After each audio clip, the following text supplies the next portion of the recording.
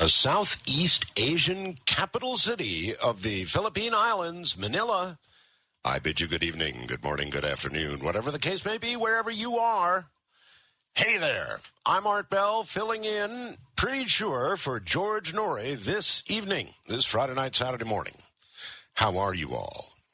I'm okay, but I've got a cold. I seem to be, so you're going to have to suffer along with me tonight. I seem to be sampling all of Southeast Asian viruses that I can. And speaking of viruses, we do have the AH1N1 virus over here now, about 600 infected in the Philippines. It was inevitable because, well, the Philippines has a lot of overseas workers, and they come and go. And as they come and go, they bring with them whatever's in the rest of the world. And, of course, that's that virus. So it is here. It is in the Manila area now. But before I go on, you know, I've got something I want to say about this AH1N1 thing. And it is, something ain't right. Something is really wrong with this virus. Now, what do I mean by that? This virus was in Mexico originally, where it killed a disproportionate number of the people who caught it, right? And understandably, because of that, it was big news. But as it spread in Mexico, and then and subsequently to the most of the rest of the world, it seemed to be, and seems now to be, not any worse than any other flu virus. Right? But it's not being treated that way by the media. It's being treated as though,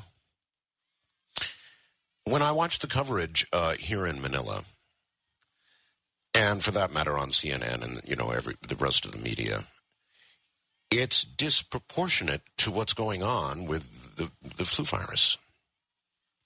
Now, that sets off alarm bells in my head and tells me something's going on here that we don't understand. Now, I could certainly be wrong, and it may be that there are legitimate worries to have about this virus mutating or changing or something.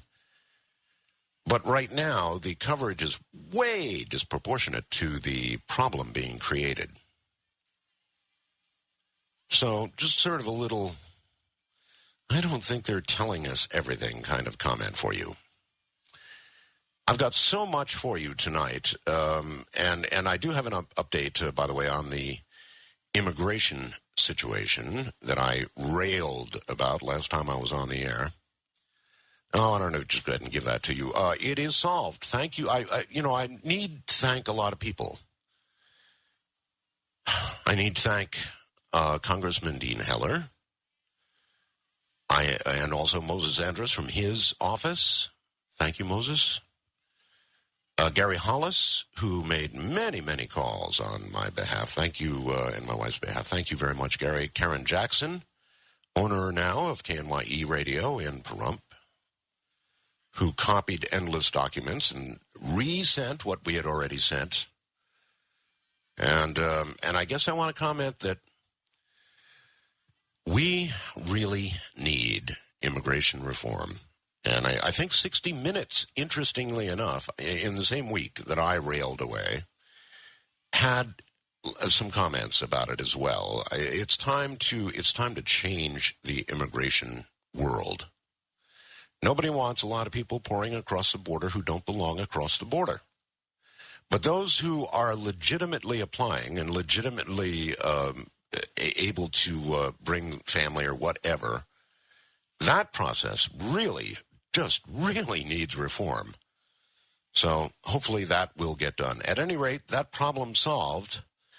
I've got more to talk to you about, including, of course, you have to comment on Michael Jackson. There is some late news, and it kind of makes sense. So in a moment, back with that. Oh, by the way, before I go any further, left to right, there's a picture, pretty cool new picture, I think, of the girls. Left to right. If you go to the website, it says Art's Webcam. Just click on that. And when you do, it'll take you to a different page, and you can click on that, and it gets bigger, becomes bigger. So go ahead and take a look left to right. That would be the now little more than 2-year-old Miss Asia Rain Bell. And, of course, my beautiful wife, Erin, in the middle. And on the right is Anna Lynn, our Yaya, and kind of new member of the family, if you will. So left to right, those are the girls. And people ask, why don't I put up my picture? I will one of these days, but I have looked at my picture, and I would much rather look at their picture. That's taken in a very beautiful area adjacent to us, which is called Surrendra, kind of near an area called Market, and that's where we do most of our shopping. It's just a gorgeous area full of beautiful, beautiful restaurants and just a very, very nice area. So that's the photograph tonight. I think it's a pretty good one. You might want to take a look. That's all the way over here on the other side of the world.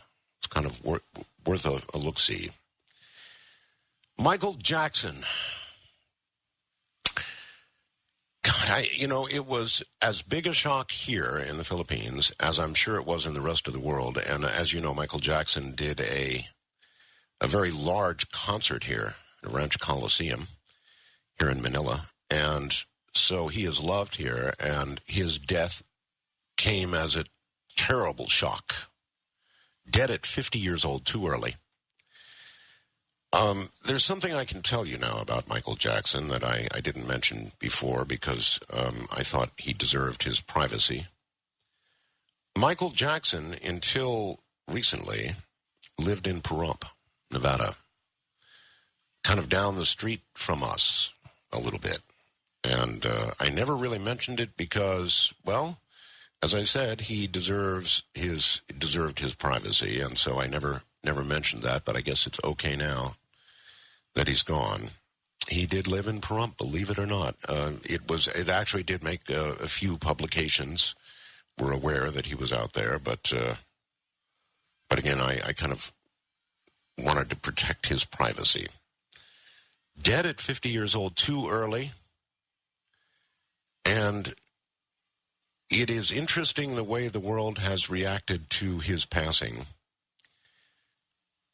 It's reminiscent, of course, of the passing of Elvis Presley, isn't it? In a lot of ways. The king is gone again. We know a little more today than we did yesterday. Apparently, Michael Jackson was working out, getting ready for these, I think he had about 50 concert appearances, the big last curtain call kind of deal. So he was working out with the Incredible Hulk. Incredible Hulk. And they don't know yet, they think that his heart simply gave out. Now, as you know, he was a dancing fool. And I guess what he was trying to do was to get himself in shape to give the kind of performance that he gave when he was much younger. And his heart just couldn't take it. At least that's the thinking right now. It was going to be a late career comeback, and now it's not going to happen. I know he's a very controversial person. So many in the media spotlight are controversial people. Heaven knows I've generated my share of it, haven't I? All right, in other news, I'm so sorry to see Michael Jackson gone, but I guess, in a way he went doing what he wanted to do, and there probably are worse ways to go. And only one better that I can think of. A judge has ordered Madoff, the guy who made off with your money, to forfeit over $170 billion. $170 billion? Wow. $170 billion bucks. I thought this was a $50 billion scam. So he wants $170 billion. My goodness. So that'll be the end of all property, including real estate, investments, cars, and boats and such. Diamond rings, what have you. In a triumph for the president, the Democrat-controlled House narrowly has passed sweeping legislation Friday that called for the nation's first limits on pollution linked to global warming, aims to usher in a new era of cleaner, yet more costly energy. Of course, it'll cost. Everything costs. Vote 219, 212, capped months of negotiations, and it's going to be painful, but I really do think we need to do it. President Obama's criticism of Iran escalated Friday into an unusual personal war of words with the president of Iran. As you know, the president of Iran wanted an apology from Obama, not coming. Good. Obama said that they really ought to think about answering in some way the people who had violence perpetrated upon them, those who died in the riots. So good. Stymied by Congress, so far anyway, the White House is considering issuing an executive order to indefinitely imprison a small number of Guantanamo Bay detainees considered simply too dangerous to prosecute or perhaps release. Two administration officials said Friday no final decisions may have been made just yet, but it looks like he's going to make one, and he's going to do something about it. Iranian authorities, turning back to that, have barred journalists. They're not allowed to do anything at all in Iran, but still the video gets out and annoys the hell out of the Iranian government. Thousands of Californians may end up next week with an IOU instead of the payment that they probably need to pay their bills. California is in a disproportionately large amount of trouble compared to the rest of the nation, and it could result in, state workers going to work and picking up IOUs. By the way, we had a tropical storm which came roaring through earlier this week, worried me a little bit. I thought perhaps I will not get on the air. We had a brownout here, lost the internet, all that kind of thing. And we had a really wicked storm. Oh, actually, I say wicked, but I'm a storm fan. And we had a tornado. And I knew we had a tornado. We all rushed to the window up here on the 19th floor, looked out the window, and oh, my God, here was this roll cloud. And you could see tornadoes, actually several of them forming in the sky. And I said, girls, that's going to be a tornado. And sure enough, though we didn't see the one that ultimately hit the ground in Quezon province, it did and killed 4 people, I believe.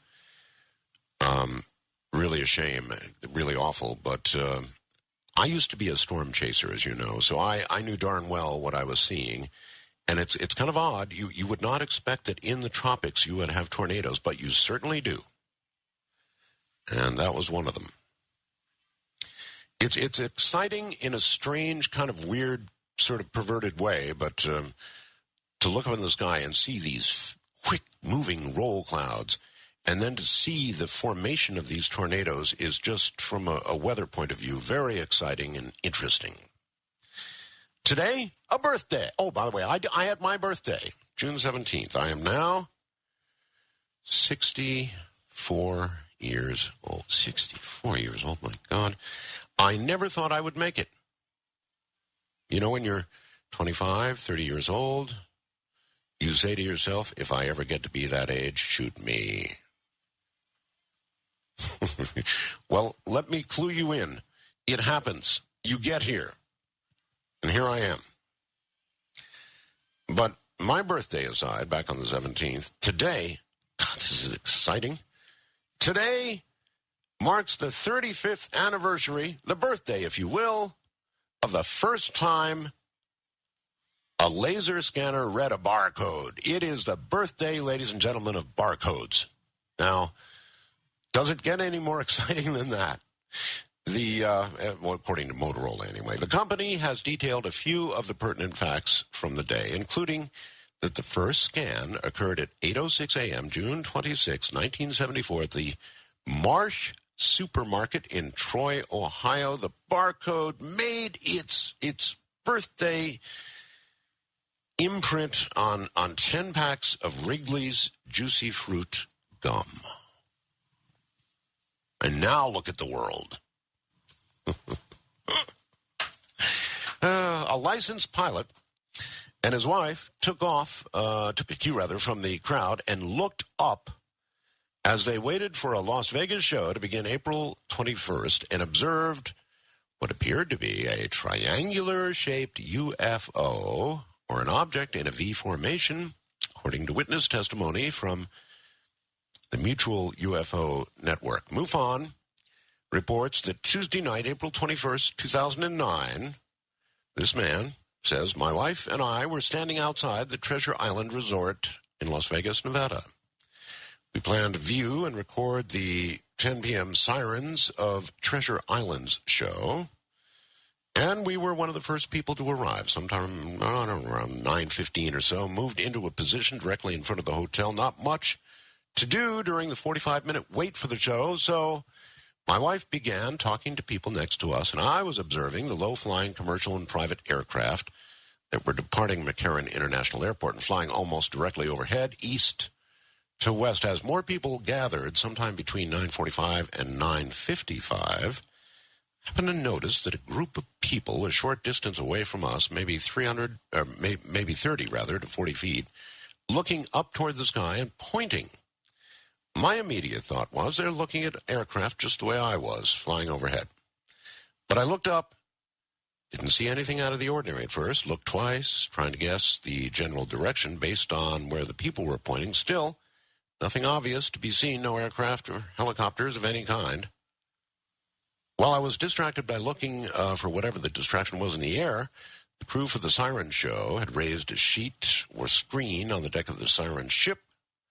I asked my wife, when they put that up, she said they just raised it. I glanced at my watch. It was almost 10. Started my video camera, aimed it toward the show. I'm kind of compacting this a little bit. Once again, I looked up and took a couple of moments to allow my eyes to adjust. There were no aircraft overhead, so I assumed it must be something much more faint and harder to see than a Boeing 737 at 1,200 feet or so. That's when I saw it. The object almost directly overhead, but I'd guessed that I was looking northward and upwards at an angle of about 80 degrees. What I saw was a triangular formation of lights, an open V shape, perhaps 3 times wider than tall. The leading point of the V directed several points west of due north. Assuming the Las Vegas Strip runs north and south, which it does roughly, I'd say the formation was pointed and moving on an approximate 340 to 45 degree heading. In the 1 to 2 seconds that I first observed the object, I concluded it was not a commercial airliner, nor was it a formation of individual aircraft. It appeared to me to be a single object flying at an altitude much greater than that of the departing aircraft from nearby McCarran. I made a comment out loud to my wife, attempted to frame the object with my video camera, had the camera zoomed in preparation for the show, and was unable to capture the object on video. Now, this is a private pilot we're talking about, an amateur videographer, a professional graphic artist. He knows what he's looking at and what he saw. And what he saw is exactly what Ramona and I saw years ago now. It flies in the Nevada area. I have no idea what it is, but one thing I can tell you with certainty, it is not a terrestrial aircraft of a design that we are in any way familiar with whatsoever. It defies gravity. It does not fly so much as it floats. It does not fly at a speed that would sustain an aircraft. You know, you've got to have air moving over a wing in a way that holds an aircraft into the air, and that means a certain speed. Otherwise, you stall and fall. Well, that's not what I saw, and that's not what this man saw. I cannot tell you it was from elsewhere, but I can tell you it defied gravity. So there you have it. When I read this, little tingly feeling went down my spine because I know exactly what this man saw. I know exactly what he saw. And I know the feeling that is engendered when you see something that obviously, if it was made here, it was made from technology that came from elsewhere. I guess that'd be a good way to put it, huh? All right, we're going to take a break.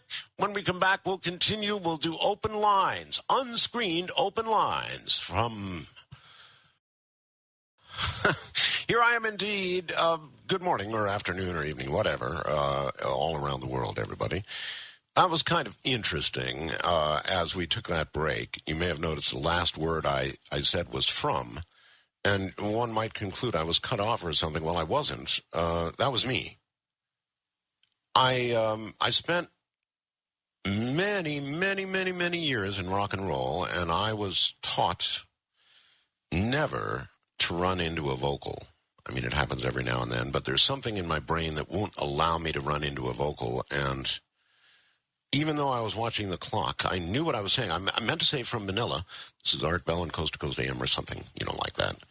But as soon as I said from, something in my brain clicked, and I knew that in a split second, a part of a second, there was going to be a vocal, and I couldn't step on it, so I just stopped. That's a lot of years of rock and roll radio, folks. Hey, somebody sent me this, and I thought I'd pass it along. Sounds like fun. My wife and I have been on several cruises. Cruises are fun because you can, go from here to there, and you never have to pack and unpack as you do when you get on an airplane and bop around. But this is a little unusual, and I thought it might be fun. A Somali cruise package. That's right, a Somali cruise package. It departs from the Sudan. It docks in Tanzania. The cost is, yes, a bit high, $800 a day per person, double occupancy, but, it's intriguing.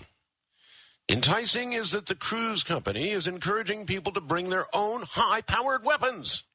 That's right, along on the cruise. And if you don't have weapons, you can rent them right there on the boat.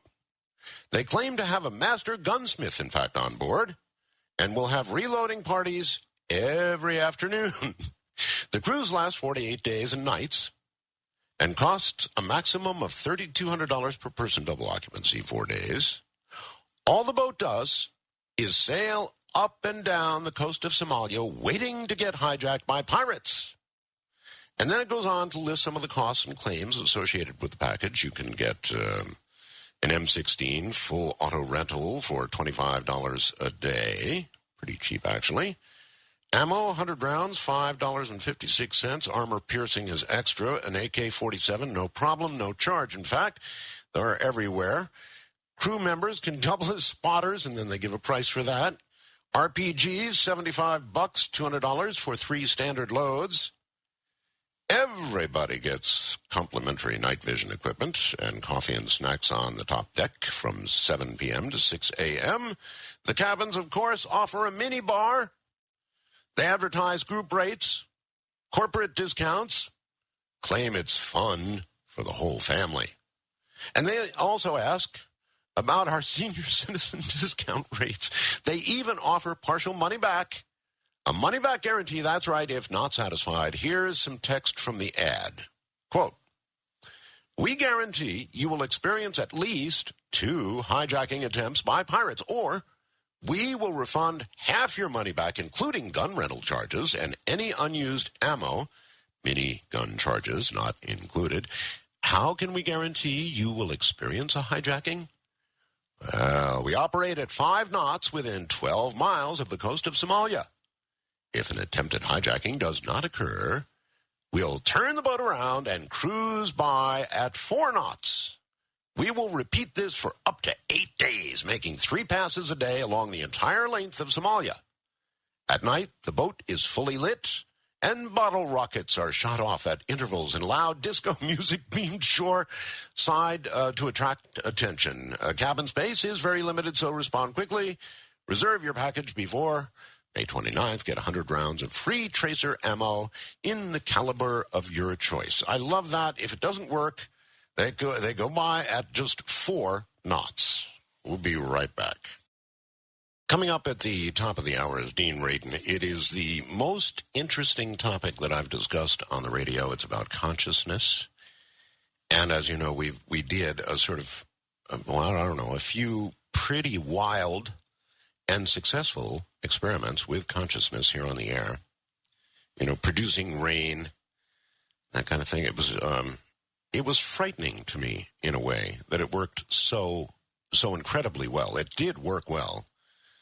And I've pretty much refrained from dipping my fingers into that one ever since. But the whole subject of consciousness, I think I once said, I have this feeling that consciousness, when fully researched, intention, whether mass or singular, may turn out to be the most powerful force in the universe, more powerful than the splitting of the atom. And I stand by that. It is a fascinating topic. So Dean Radin at the top of the hour, and it's been some time, we'll find out what is new in the area of the study of consciousness. So prepare thyself for that. In the meantime, we're going to do unscreened, open lines. Anything you want to talk about is fair game.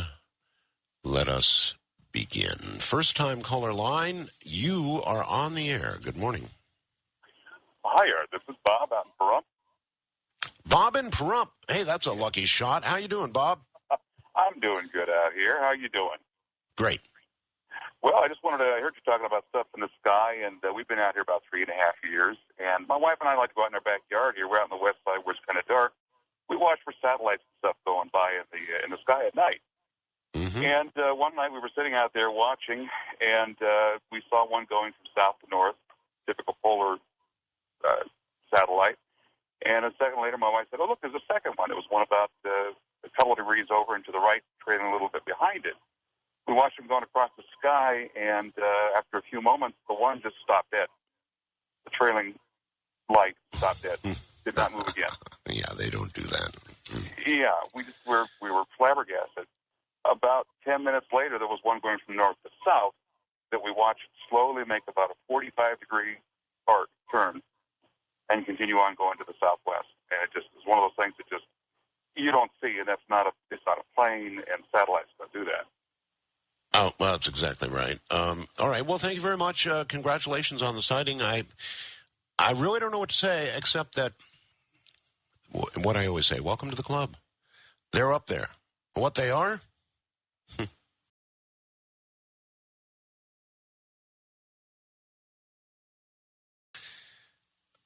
I don't know. Until I can put my hand on it and see it. Well, I did see it. But until I can put my hand on it, I don't know. And I wouldn't try to exclaim something that is only a theory. That there's from some other system, or not from Earth. I can't say that. But what I can say is we've never made anything like what I saw. We've never even hinted that we can make anything like what I saw.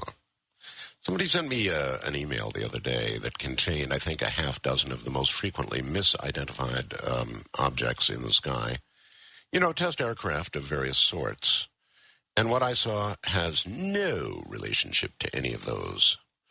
Nor, by the way, to the reported C-130 aircraft the Air Force claimed that it was. God, what an insult that was, a C-130. That's what they said it was, on a secret mission over Pahrump. Ha! We've got skies in Pahrump that you just would not believe. With the lack of humidity, here, by the way, in Manila, aside from that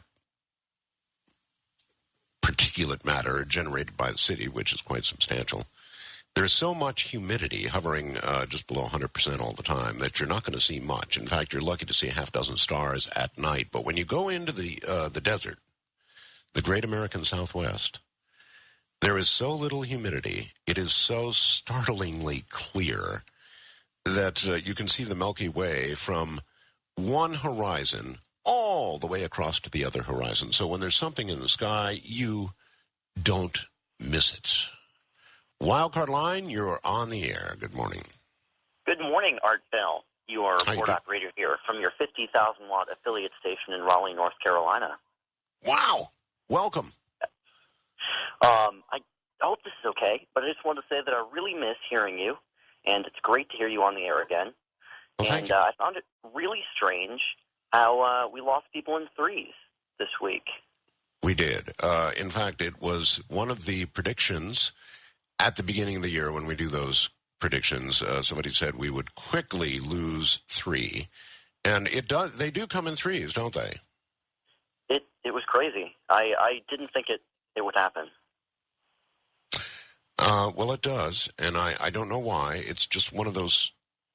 I guess it doesn't suffice to say it's one of those things. I just have no idea why it happens. It's sad. It is sad. However, I guess the best thing I could say about Michael is that he went doing what he loves to do.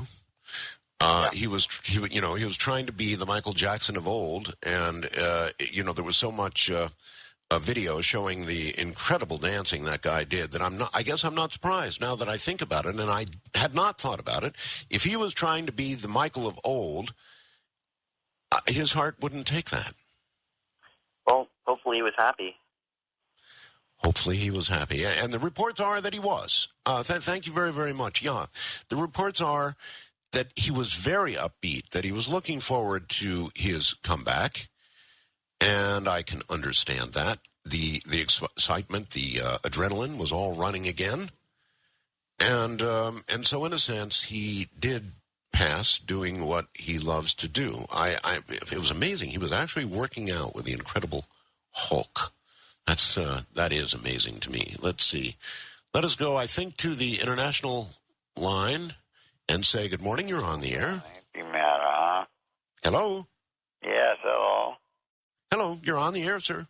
Oh, how you doing, Mr. Bell? I've been meaning to get in touch with George Noy. He's a hard person to get in contact with. I'm doing fine. Where are you calling from? I'm calling from Massachusetts. Massachusetts. Well, I guess I New can't England. We have tornadoes out here, too, you know. You're not the only one that has a tornado problem, believe me. I don't know. I make enough of myself. How are you doing out where you are? Yeah, I heard the accent. I'm doing fine. What's up? The accent is unavoidable. My name is Kay Calcali. I've been trying to call up and talk to Commander Noy for about 10 years. Commander Noy? I don't know why he doesn't respond to me. I don't even know why you answer the call for me. He doesn't answer? No? Yeah, but I don't want to talk to me or something. I'm giving him information. I offered him a UFO free of charge. Mm-hmm. I got one right here. I'll give it to you if you want it. I'll mail it out to you. A UFO free of charge? Yes, a teleportation UFO. You're just going to mail it out in the normal mail service? Yes, I'll send it by FedEx. Where are you? No, send it to George. You don't want it. I tried to get one. No, George. Listen, you've got that wrong. You said you were unable to talk to him, so you can't really say that with conviction. No, by all means, send it to George in care of the network. And I would think if you've really got it, that it by this time identified. Gee, I just can't imagine why George wouldn't have answered the phone. Let's try east of the Rockies, perhaps? Or do I have these? No, this is west of the Rockies. You're on the air. Good morning. Yes, good morning, sir. My name is Gabriel. I'm calling from California, and I just like to raise awareness or some type of consciousness about these ghost cars or ghost vehicles. These are typically cars that... Wait. Ghost vehicles? Yes, sir. This may be something they were talking about on a prior show that I wasn't part of. I don't recall having talked about ghost cars. Oh, I do apologize. I did. I thought this was Wild Card Line or a Wild Card. No, it's west of the Rockies. Oh, I'm sorry. What's the topic at hand? I had to. Well, let's see. I was just talking to somebody about a UFO that was going to be mailed by courtesy of the U.S. Postal Service to George. So nothing particularly, but I'm happy to talk about ghost cars. I just didn't understand the reference. Understand, sir. Wow. Well, it is thrilled to be on with you. I am in California now. I did live in Vegas, and I did work as a construction worker in Pahrump, so it is a great honor. Just want to get that out of the way. But nevertheless, it is a phenomenon that I just wanted to touch base with you, and it is thrilling to get through. And I'm just curious if maybe anyone else has had any similar experiences. But you haven't. Wait. You haven't told us yet what the experience is. Okay, so basically, it is a vehicle that in your day-to-day driving that you might see in your rear view, and oftentimes I have waited for vehicles to just pass by me so that I can get over into the adjacent lane to make a turn, and they disappear into thin air. And my father, may he rest in peace, he passed away a few months ago of natural causes, but nevertheless, he was a taxi driver, and he did recall me mentioning this to him a few times. And, while driving full shift, in the workday, he did call me one day and said he had like 3 vehicles disappear from his rear view, and with no turn-off lane or no, real explanation. So I just really wanted to see if maybe you could throw it out there and see if anyone had any similar experiences. I did do a little research on Google, and there was one book written by a person in the 70s, if I'm not mistaken, that saw a car disappear into a white cloud in front of him on their way to work. And this was published a while back. I do not recall the title of the book. I'm sure it could be accessible information. Well, I know a lot of us talk to our cars, but and so I guess you could even extend it, the whole thing, and imagine that a car, Betsy, they call it Betsy or whatever, it could have a soul, I guess. It could disappear, I suppose. I've never seen a car disappear, but why not? Why not? They've made movies about cars, right? Stephen King, I believe. So I guess it could be a ghost car. That's a new concept for me. By the way, George, be sure and let me know what arrives in the mail, please. Speaking of cars and driving, the driving here in Manila is, how to put it, it's sort of insane. And it took me about 8 or 9 months to get to the point that I'd be willing to drive here at all, even in the relatively semi-sane area that we live in here. But the rules are kind of tossed away. People don't stay in their lanes. You're dodging all sorts of things, including animals of various sorts, human beings, vehicles that we don't have in the U.S., multiple carrier-type deals. And they all sort of mix it up in a strange, unusual, weird, yet functional way. They use the horn a lot here, which indicates that you own the immediate X number of feet of concrete in front of you, and everybody better move. But it all works, and rarely do you see a car wreck. I mean, they do happen, obviously, but rarely do you see it. Now, studying the traffic pattern, when you first get here, you would assume there'd be bodies littering the streets everywhere from the way people drive. But not so. It may have to do with the fact that there's an awful lot of traffic, and you don't move that fast, so people don't get killed. But even the smaller bumper smashers, there's not much of it, and it's a puzzle. And I would like to congratulate my wife, who learned to drive in the United States. Actually, Karen Jackson helped her to learn. I'm told husbands ought not teach their wives drive, and I fully understand why. And now she's driving over here in Manila. And I can assure you all that if you can drive in Manila, you can drive anywhere in the world. It just doesn't get any tougher than here. Wildcard line, you're on the air. Hello. Good morning, Art, or good afternoon, where you're at. Yes, indeed. It's about, coming up on 2 o'clock in the afternoon. Yes. And I'm almost out of time, too, this hour. Gosh, I just looked up real quick. What's up? Buddy, I sure hope you get to catch some good fireworks. This is Stephen in Columbus, Georgia. I thought you owe fireworks, buddy. And, fireworks? Yes. You mean coming up here on the 4th of July? Yes, sir. Yes, I've got 15 shows this year to do so. Yes, indeed. All right. I'm sorry to cut you off early. Thank you very much. Actually, here in the Philippines, they celebrate Independence Day from the United States, and that's already occurred. From Manila, we'll be right back.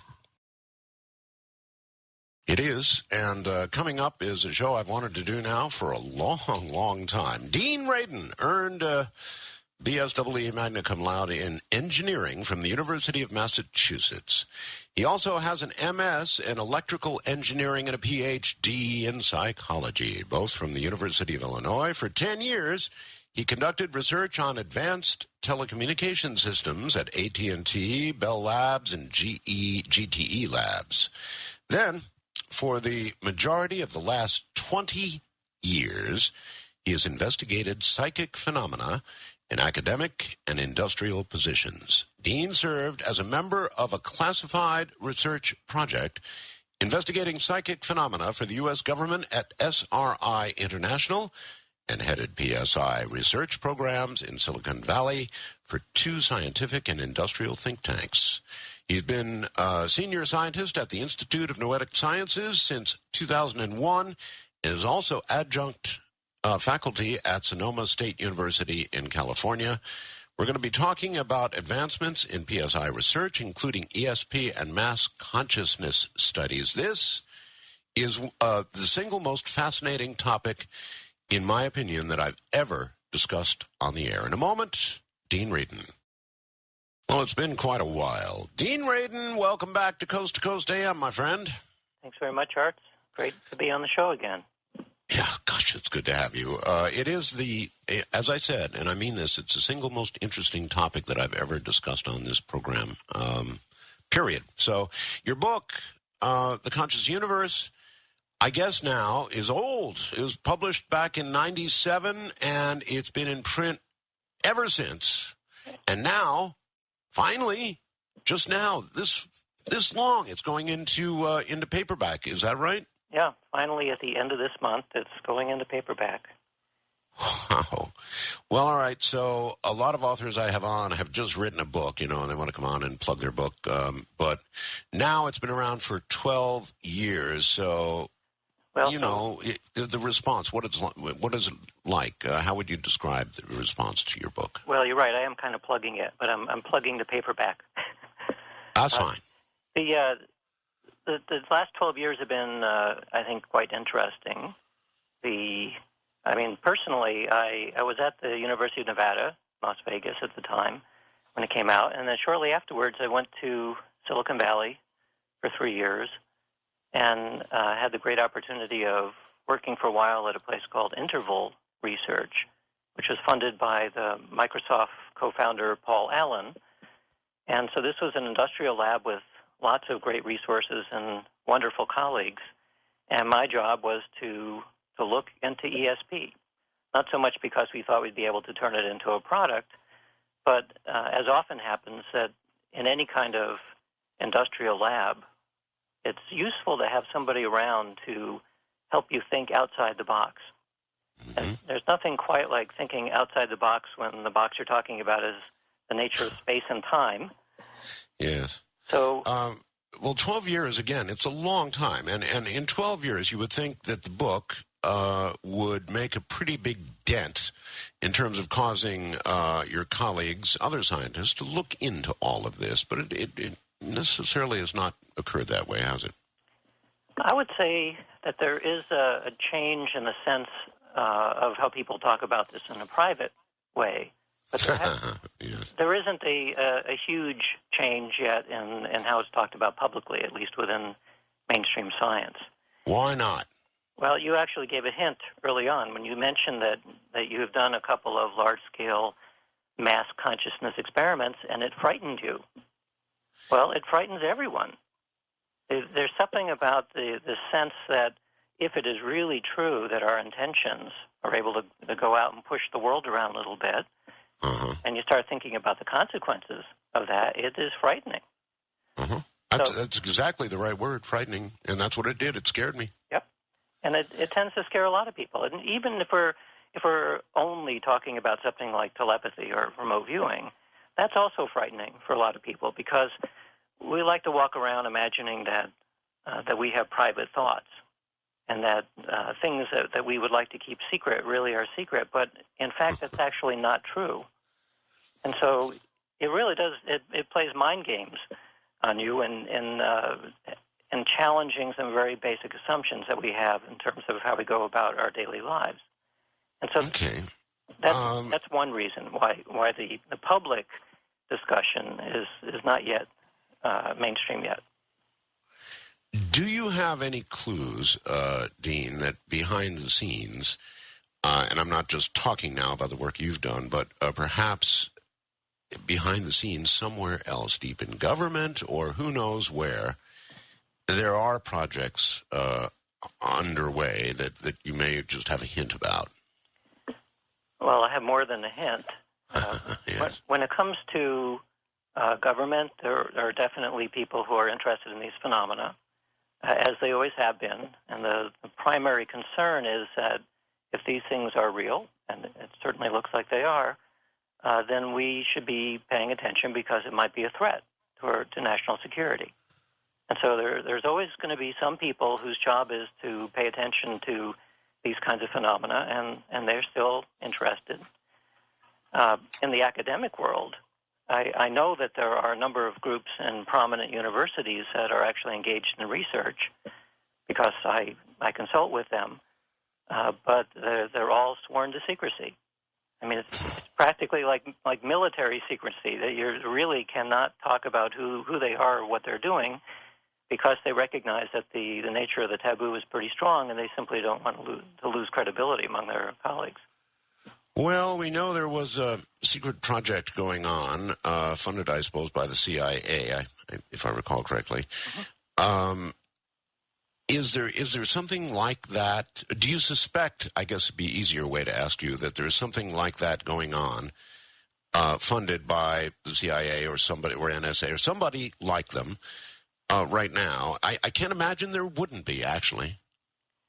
I don't know the answer. If I did, obviously I couldn't say. Yes. I suspect that there are people who are interested in tracking what's going on, but if I had to guess, I would guess that there's not a formal program. That is probably not true in other countries. It's almost certainly the case that in Russia today, for example, that there's not just a program, but it's a fairly sizable program. I suspect the same is true in China. So I would agree with you.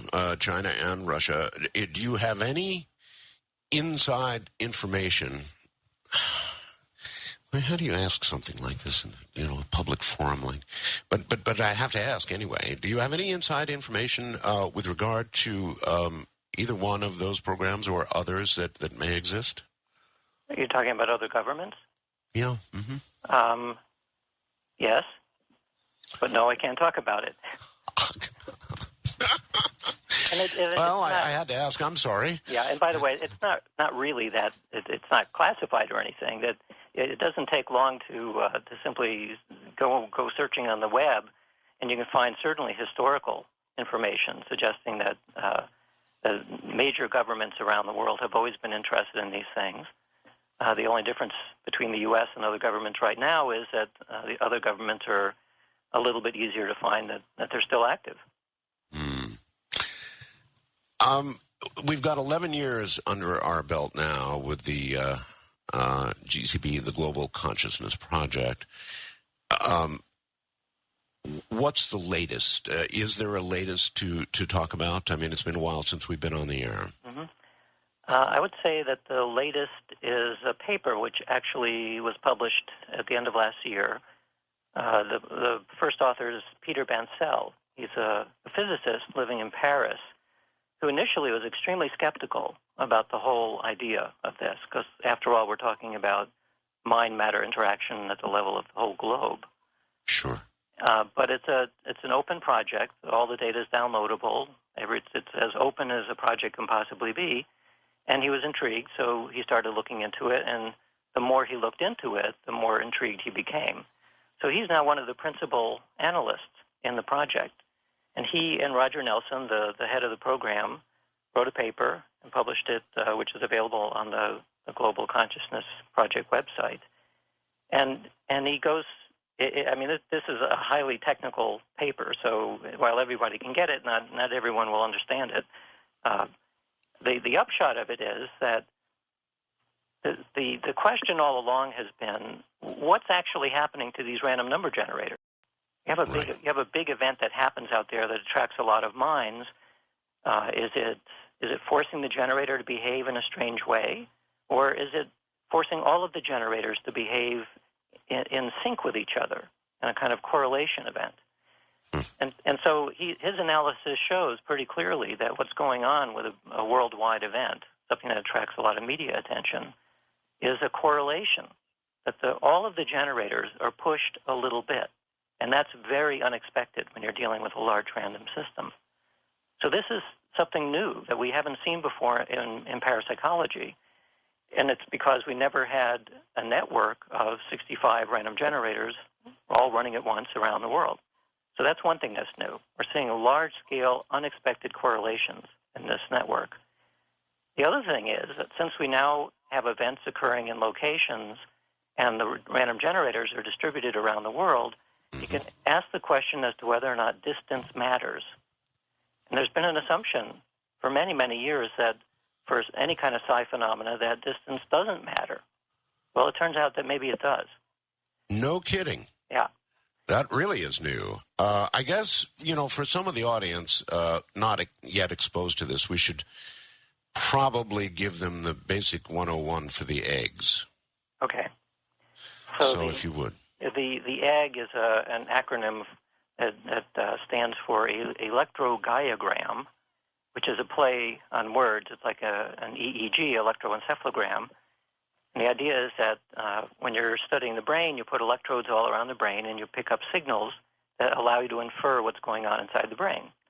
The egg, these electrogaiagrams, are like electrodes that we stick all around the head of Gaia, the head of the world, and we infer what's going on in Gaia's mind as a result of these eggs. Now, the eggs are simply electronic circuits that ultimately, if you trace the source of randomness in the circuit, it comes from quantum events, typically things like electrons tunneling through barriers, that sort of thing. And the idea is that the circuit can be used to do the equivalent of flipping coins quickly, randomly flipping coins. And the computer keeps track of every single flip, so you have a very accurate way of automatically keeping track of a lot of random events. All right, well, unless it's changed, these eggs, so-called, really were computers that were random number generators scattered around the world, correct? That's right. That's right. And it's the same idea. It's just a large network of these eggs or random number generators running all at once. All right, and the upshot is that when some big event in the world occurs, 9/11 is a perfect example, that all of a sudden these random number generators are affected in I guess in the sense that they become not as random suddenly, and it relates to the large event that occurred, 9/11 or whatever. And more interestingly, it seems to occur, perhaps not all the time, but frequently prior to the large event occurring. Is that still part of the model? Yeah. And actually, Peter did a very interesting analysis where he went back through the entire database, which is now over 10 years of data. It's a couple of terabytes of data, or terabits. So he went back and looked for every magnitude 6 earthquake that had occurred over those 10 years, many of which were not identified as over the course of the 200 and some events that we've looked at, because some magnitude 6 earthquakes occur under the ocean and they don't produce any effect. But nevertheless, seismologists know that they occur, so there's these records. So he separated the earthquakes, the ones that occurred on land masses that would affect people, and the ones that occurred in the ocean that didn't affect people, to see whether there would be a difference. Are we dealing with human consciousness or fish consciousness? And what he found was that, first of all, the majority of the effect, the primary effect, occurred over land masses, suggesting that it has something to do with the way that we react to it. And there was virtually no response at all over the ocean or under the ocean. The second thing was he looked for precursor events in the random network. And over land masses, you get what looks like a symmetrical bump in terms of the lack of randomness, where the peak of it occurs right around the time of the earthquake itself, but between 2 and 8 hours before the earthquake, there is a significant rise or a significant change in the network, as though something is alerting the entire system that there's about to be an earthquake. And these are the ones that are seen over land masses. Oh, that's fascinating. Is it possible, Dean, that rather than reacting to individual or even mass consciousness, what we're getting are signals from the Earth itself? Well, there is some evidence that...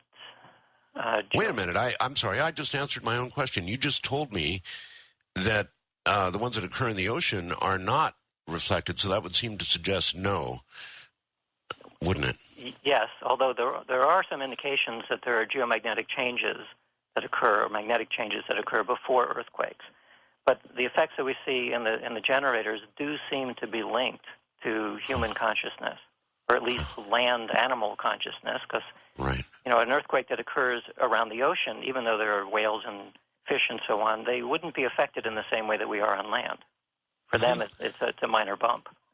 Okay, and then can it be more geographically pinpointed than that? In other words, if you look at the sensors that were closest to the epicenter of the earthquake on land, do you see a bigger bump? That's where Peter has found evidence, both, I'm not so sure about earthquakes, but certainly for the large-scale emotional events that occur, some of which are earthquakes. Yes, there are bigger correlations among the random generators that are close to the events than the ones that are distant.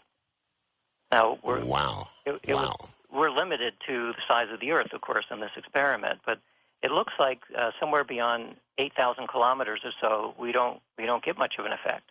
Most of the effect is really located close to the event itself. And back in 9/11, we actually did an analysis to see whether most of the statistical effect was around New York City and Washington, and we did find that at the time. But what we're seeing now is a confirmation that there does look like there's some kind of a distance effect. That's fascinating. I wonder if that means that there is, as with radio, for example, as a signal goes out, it becomes weaker. So does that mean that the effect of the consciousness is like a radio signal, that as it traverses whatever medium it's traversing, it slowly pays attention to relatively conventional physics and becomes weaker? Or does it mean that the people in the immediate area are simply more affected, and so their signal is more intense? Those are the two primary contenders, and we have no clear answer to that yet. But yeah, you're right. If it turns out that we're dealing with something that has a physical component to it, like a drop-off of an electromagnetic signal, that would be really exciting, because that would begin to give us a clue about the nature of these events. If it turns out that it's because of greater concern for people who happen to be nearer to the event, which seems plausible, well, that's also interesting, because it's a secondary way of showing that we're really dealing with something like human consciousness and not something even more exotic than that. This is such fascinating stuff, Dean. It's just absolutely riveting. So, where do you go from here in this sort of research? I mean, when you begin to get these kinds of tantalizing answers, you just want more and more and more, and it just doesn't come that quickly, because I know the analysis of all this data takes time. It's partially an analytical problem, but it's largely a problem of the lack of people who are interested in the project. What's the matter with them? I don't know. I mean, we've been talking and writing, and there's a lot of interest. Of course, among some scientists, they can't get beyond the first two sentences. They say, "Well, this is completely ridiculous. There's no way to even imagine how such a thing could exist," and so they just dismiss it. And that's unfortunate, but that's what happens. Well, that's scientists for you. All right, Dean, just rest for a moment. We've got a lot of ground to cover. Dean Radin is my guest, and this really is in my opinion, the most fascinating topic ever discussed on Coast to Coast AM. Imagine a power that could change anything you wish changed. I'm Art Bell. Good morning, everybody, or afternoon, or evening, whatever. Listen, for those of you who didn't catch the beginning of the program, yes, the immigration situation got solved very quickly. My thanks go out to a lot of people, especially to all of you for helping out with that. It did get done very quickly, and so that's all solved. And again, suffering along with me a little bit because I decided to come on the air despite a Southeast Asian virus that bit me about 3 days ago. So I'm about 3 days into a pretty wild cold, hopefully not AH1N1 or something like that, but just a fairly common Southeast Asian cold. So if my voice sounds a little odd, that's why. My guest is fascinating. He's Dean Radin. We're talking about the Global Consciousness Project, and actually this night, a lot more. So in a moment, Dean Radin will be right back. Well, okay, ladies and gentlemen, welcome back. Very sorry for the interruption. The equipment that we've got that connects us between this side of the world and the other side of the world just simply disconnected. There's no way to know why that occurred. It occurred during the break, and it simply disconnected. So our apologies. I guess when you try to do a long-form radio program from one side of the world to the other, that occurs occasionally. Let's see if Dean Radin is still there. Dean? I'm still here, Art.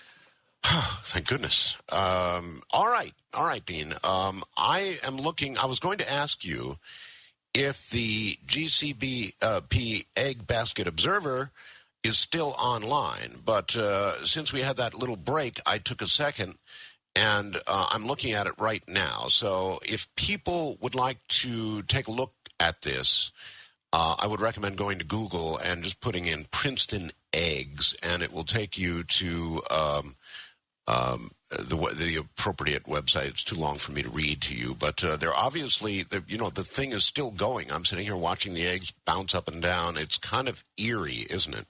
Yeah, what you're looking at is a movie made of the behavior of all of the eggs over the past 24 hours. And Really? there's a number of new displays that are being developed to help visualize what's going on in this thing. And by the way, you asked, well, what's next? How are we going to advance this? And there actually are some advancements. One of them is a clue that we've known for some years, that psi ability in general seems to be modulated by the geomagnetic field, the Earth's magnetic field.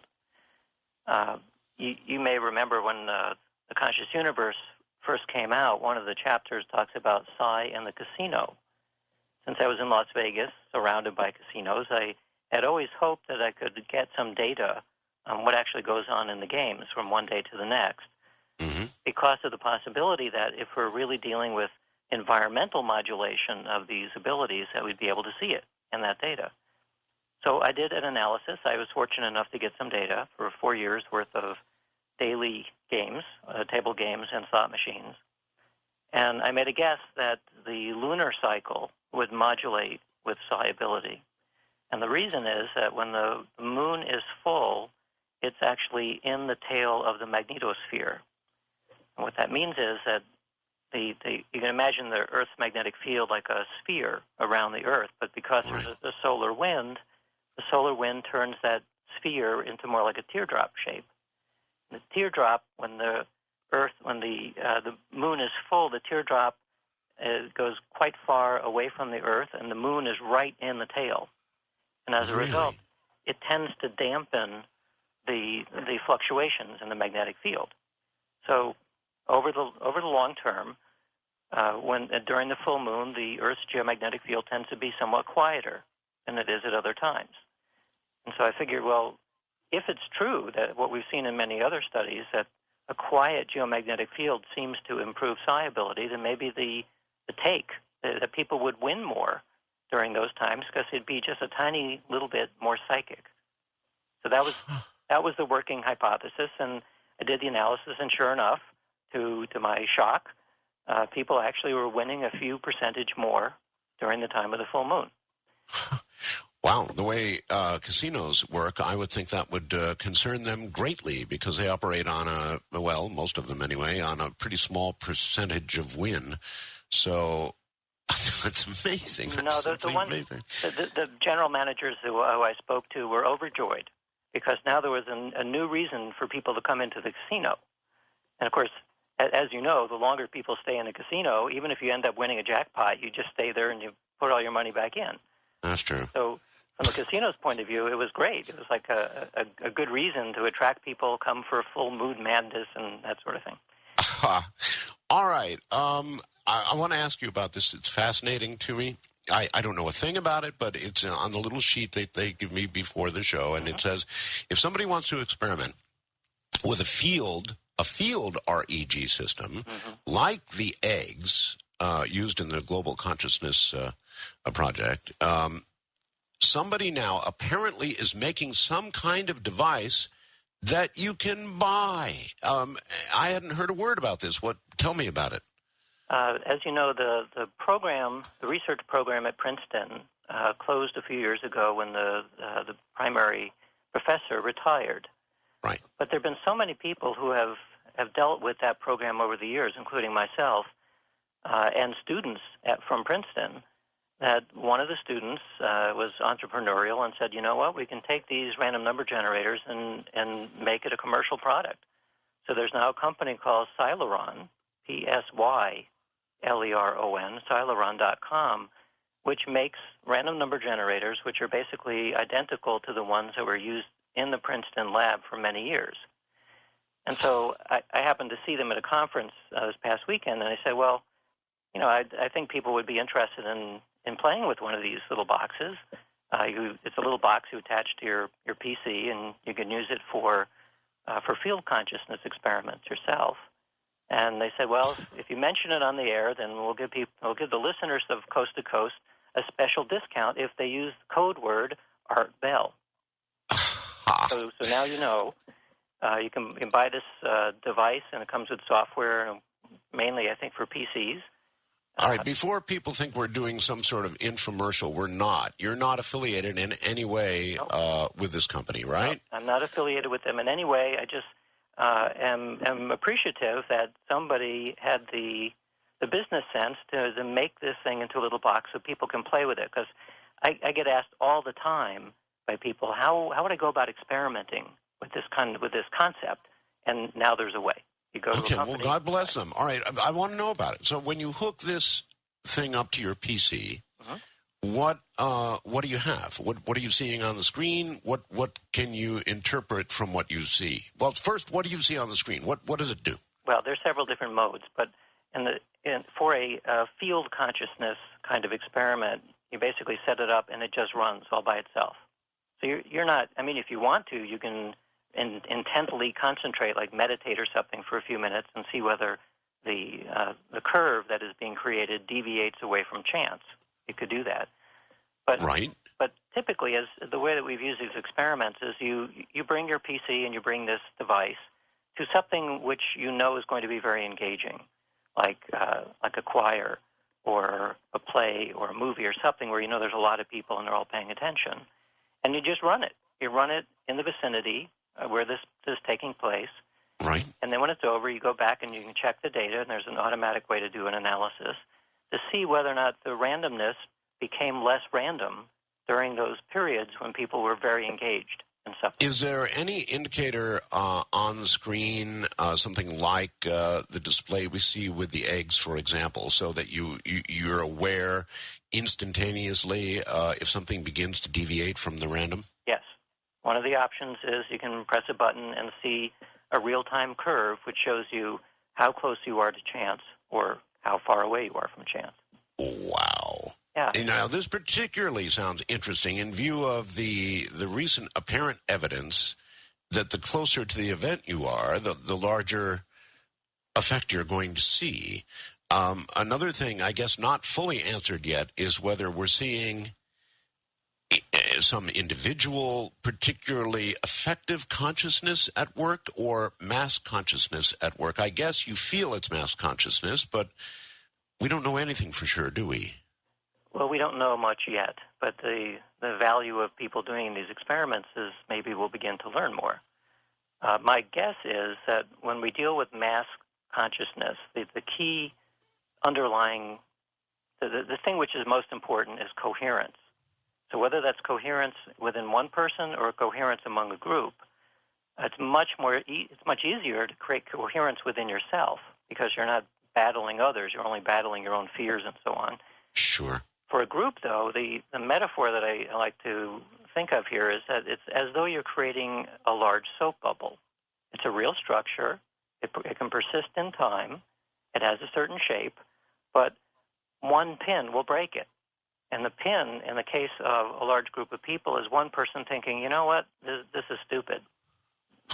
That will break the coherence. And this is one of the reasons why we see small effects in the laboratory with one person, you'd expect, well, if you have 1 million people, maybe you'll get something 1 million times bigger. And you don't get that. And as I said, I think the reason we don't see effects that are massively bigger is that it might be a nonlinear effect to begin with. But even if it wasn't nonlinear, all you need are a couple people out there who are acting like pins, and they break the soap bubble. Is that kind of analogous to a medium who will have a group of people in a circle holding hands, and one of them is going, this is just so much bull, and that affecting the outcome? Absolutely. Yep, we see it all the time. And there's for 40 years, we've known in parapsychology something we call the sheep-goat effect. And the sheep-goat effect means that the sheep are the believers and the goats are the non-believers.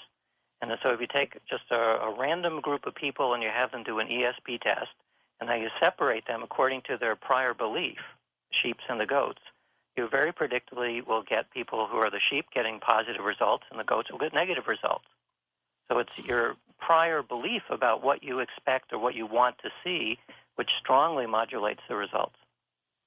And of course, all of that is tough stuff for a scientist looking at all this, because they're going to say it's got to have repeatability, or we don't want to look at it. And ironically, we do have repeatability of the sheep-goat effect. Yeah, that's true. That's true. In addition, being skeptical is different than not believing. You know, I'm skeptical when I do these experiments. You have to be, otherwise you're not doing science right. Right. But I can suspend my disbelief just like I do when I go to the movies. You know, I'm not suspending my critical judgment.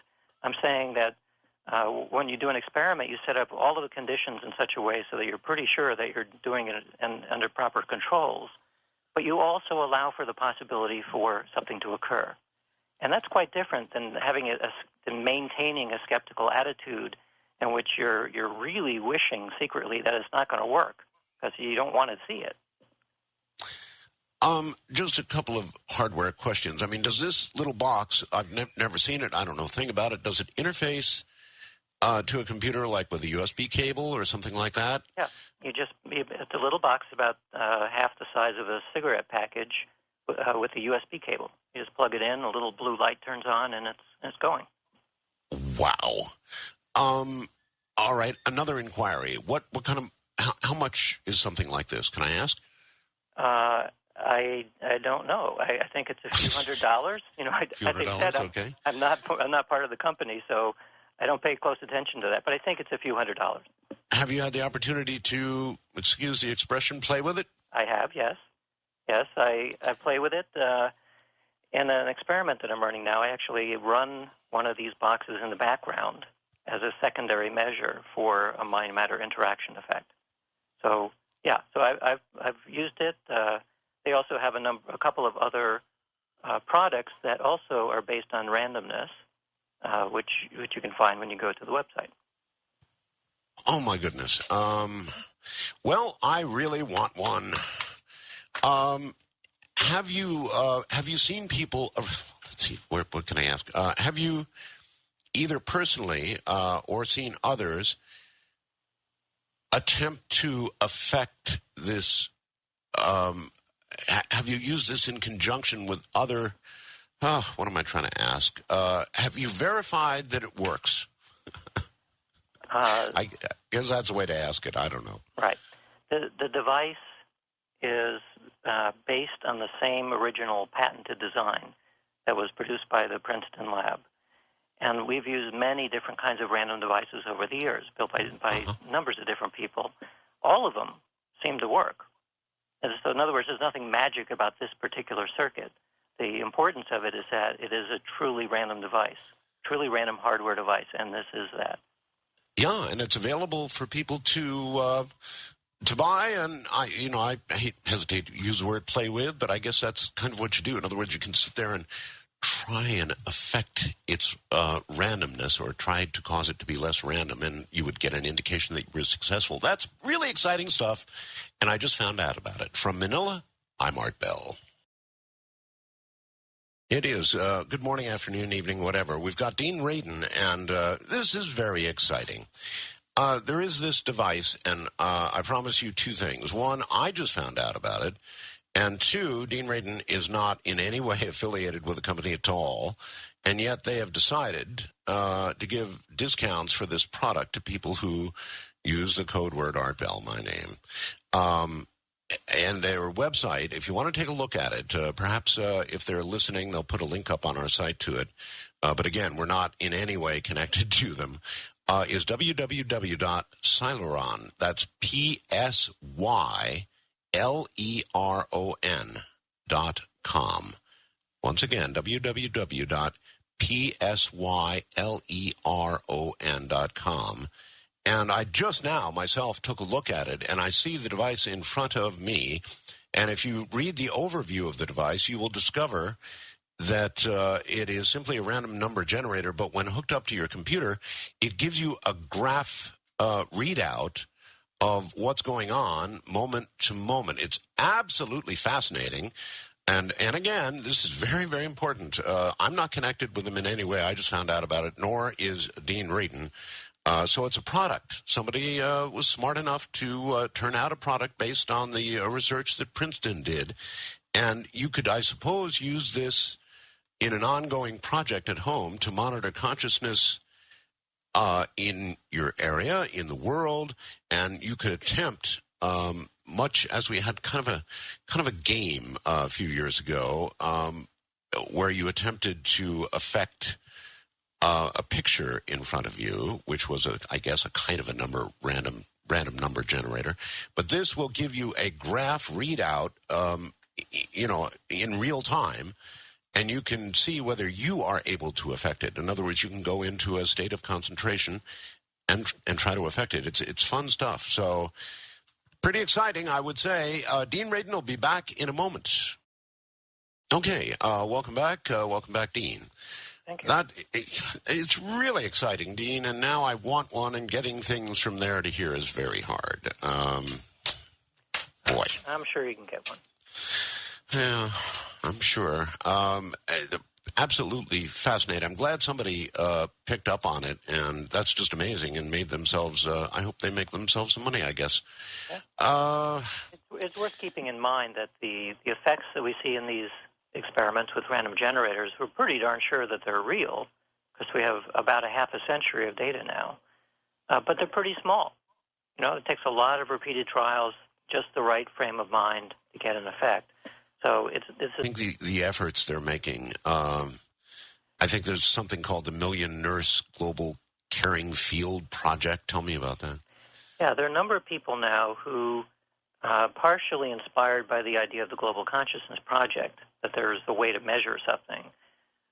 Many people are creating million-person meditations and the equivalent. So Lynn McTaggart, who's the journalist who wrote the book The Field, started this project that she called the Intention Experiment, in which she's gathering a few tens of thousands of people who are targeting specific kinds of targets simultaneously, things like the growing of seeds, to see whether or not all those people intending the same thing at the same time get an effect. And there is some evidence that collective intention does have a measurable effect. Again, these are not wildly significant. We're not seeing people levitate and that sort of thing, but we are in sensitive systems, we are seeing changes that are consistent with what the intentions are. And I've done similar studies with water as target and with food as target, and we see effects there as well, with people with strong intentions. Okay, well, with all of these people doing all of these experiments, I would think that collectively, even though it's a relatively mild effect, the evidence should be adding up to something that gets close to proof that there should be a lot more work in this area. But has it reached that trigger point yet? I would say probably not quite yet. The means to do these experiments are relatively new. If we didn't have worldwide communications and we didn't have the internet, this would be impossible. So these technologies are new, and even the concept of doing these mass experiments as an experiment is relatively new as well. So, okay. 10 years sounds like a long time, but in terms of the long reach of science, this is just started. True. All right. In your book, Entangled Minds, you propose that ESP might be related to quantum entanglement, which is in itself very difficult for a lot of people to understand. Have developments in physics, and I know they're moving quickly in this area, continued to support the idea? Well, this is an area that I've been most interested in recently. I gave a talk last week at the IONS conference, the Institute of Noetic Sciences conference. And originally I was going to talk about advances in psi research. And then I realized that, we can talk, I can talk for hours about various experiments, but underlying it, what's really needed is something like a different model of reality. And unless you have that model in mind, it becomes very difficult to know even what to do with psi phenomena.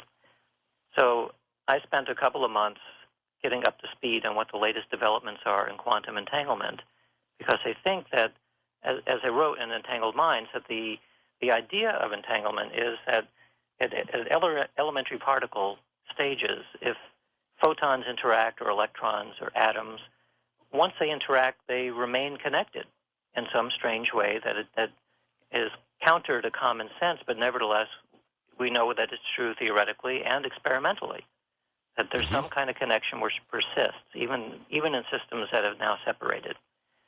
The equations of entanglement say that these connections are not in space or time. They transcend space and time in some strange way. And so I'm thinking about that as a phenomena. We know this is a real physical phenomena. This is at the deep level of reality that we're all embedded in. That if it were true that this also emerges up into higher level systems, including biology, then we shouldn't be too surprised that occasionally our own experience is mimicked by these kinds of strange connections. Because after all, the mystery in any kind of psychic experience is that somehow you feel connected to another person at a distance or to an object at a distance, and the distance could be through space or through time. Well, okay, but with quantum entanglement, hasn't it been suggested that distance is not a factor at all? In other words, you get a flip and a flop a mile away or on the other side of the Earth. I think that's been demonstrated, hasn't it? It has, yes. So with the quantum entanglement effect, distance really does not matter at all. And in fact, it's been, I think the record now is something like 90 miles looking at these connections. And the speed, the idea is that these are instantaneously connected. They look separate, but they're really not. So a recent test measured how fast the speed of light would need to go in order to see the effects that were observed.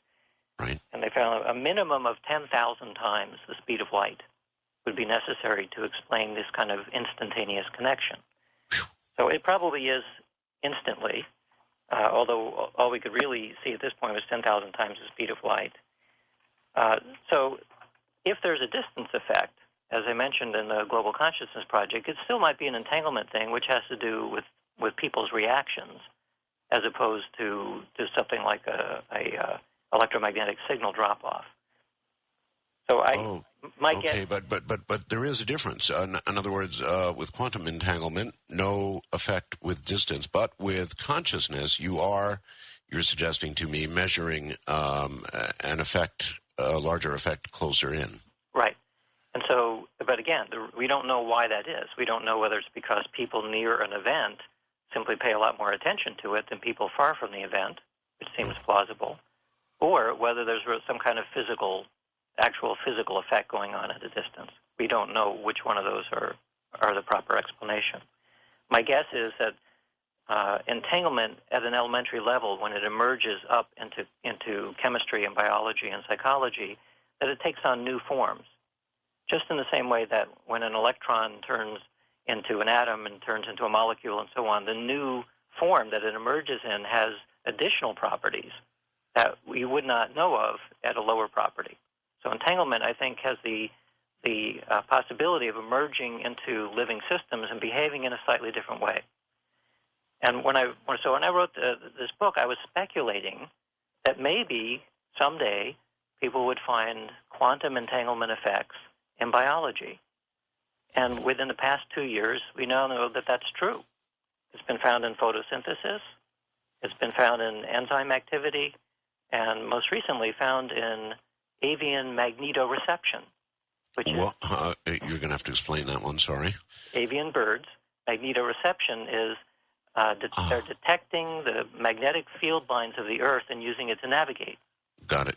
So it turns out that the reason that birds are able to do that is due to a quantum coherence effect. So this is now taking these very elementary, strange quantum connections and having it emerge all the way up into a level of a living system.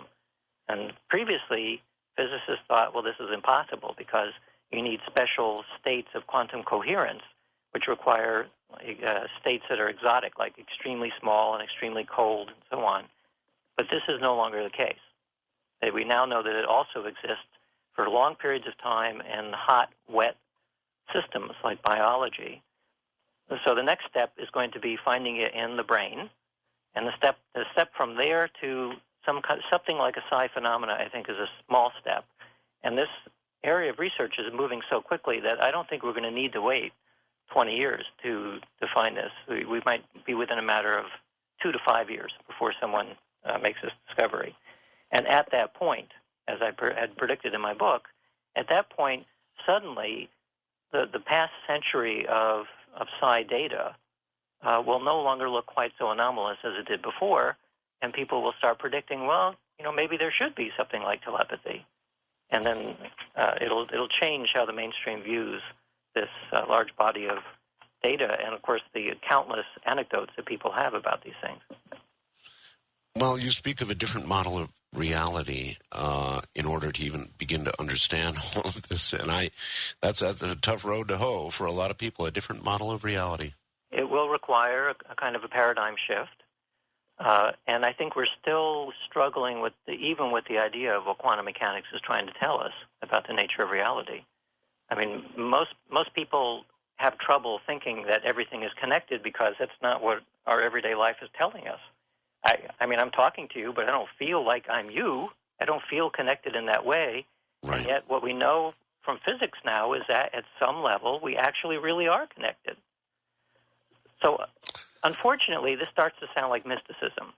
It's one of the reasons why this kind of discussion has been stiff-armed by the mainstream, especially by physicists, because they really don't like the idea that it sounds like a giant step backwards into the Middle Ages or something.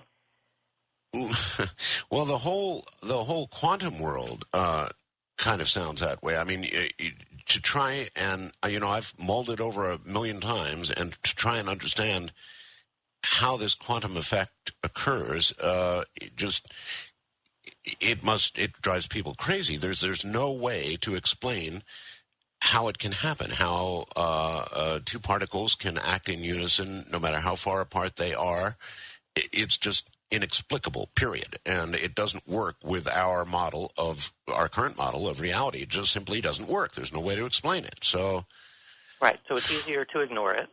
And the reason it's hard to think about and hard to explain is because all of our language and our ways of thinking are based on common sense, based on everyday world where things work like billiard balls. And so it shouldn't be too surprising that when you get away from the everyday world, well, maybe there are different principles that work down there, or maybe even a cosmological level. So it'll be different principles that better describe the nature of those phenomena. Okay, but if today's theoretical physicists are willing to embrace the quantum world, which they're doing en masse right now, I would think that this would be equally embraceable. In fact, it kind of goes just right along with it, in a sense. And so why are they embracing the quantum world and not embracing what you have learned about consciousness? Well, some of them are. So it's typically what happens is the older scientists are the ones that are most difficult to change their mind because they have a whole lifetime of experience thinking one way. But the younger ones, who don't have all this baggage about the old models, they are much more interested in this. I mean, I see it all the time. I'm constantly being harangued by students who are just fascinated by it all, and they want to do some kind of experiments. And it's the new generation that is now growing up with quantum mechanics all over the place that I think are going to be the ones that will really embrace this to a large extent. So to really make progress, a bunch of people have to die off. Well, that's what Max Planck said, and he was probably right. You know, the older you get, the more difficult it is to embrace new ideas. It's just part of the human psyche, I guess. I guess. All right. Are there any efforts underway to use PSI to develop mind-activated technologies?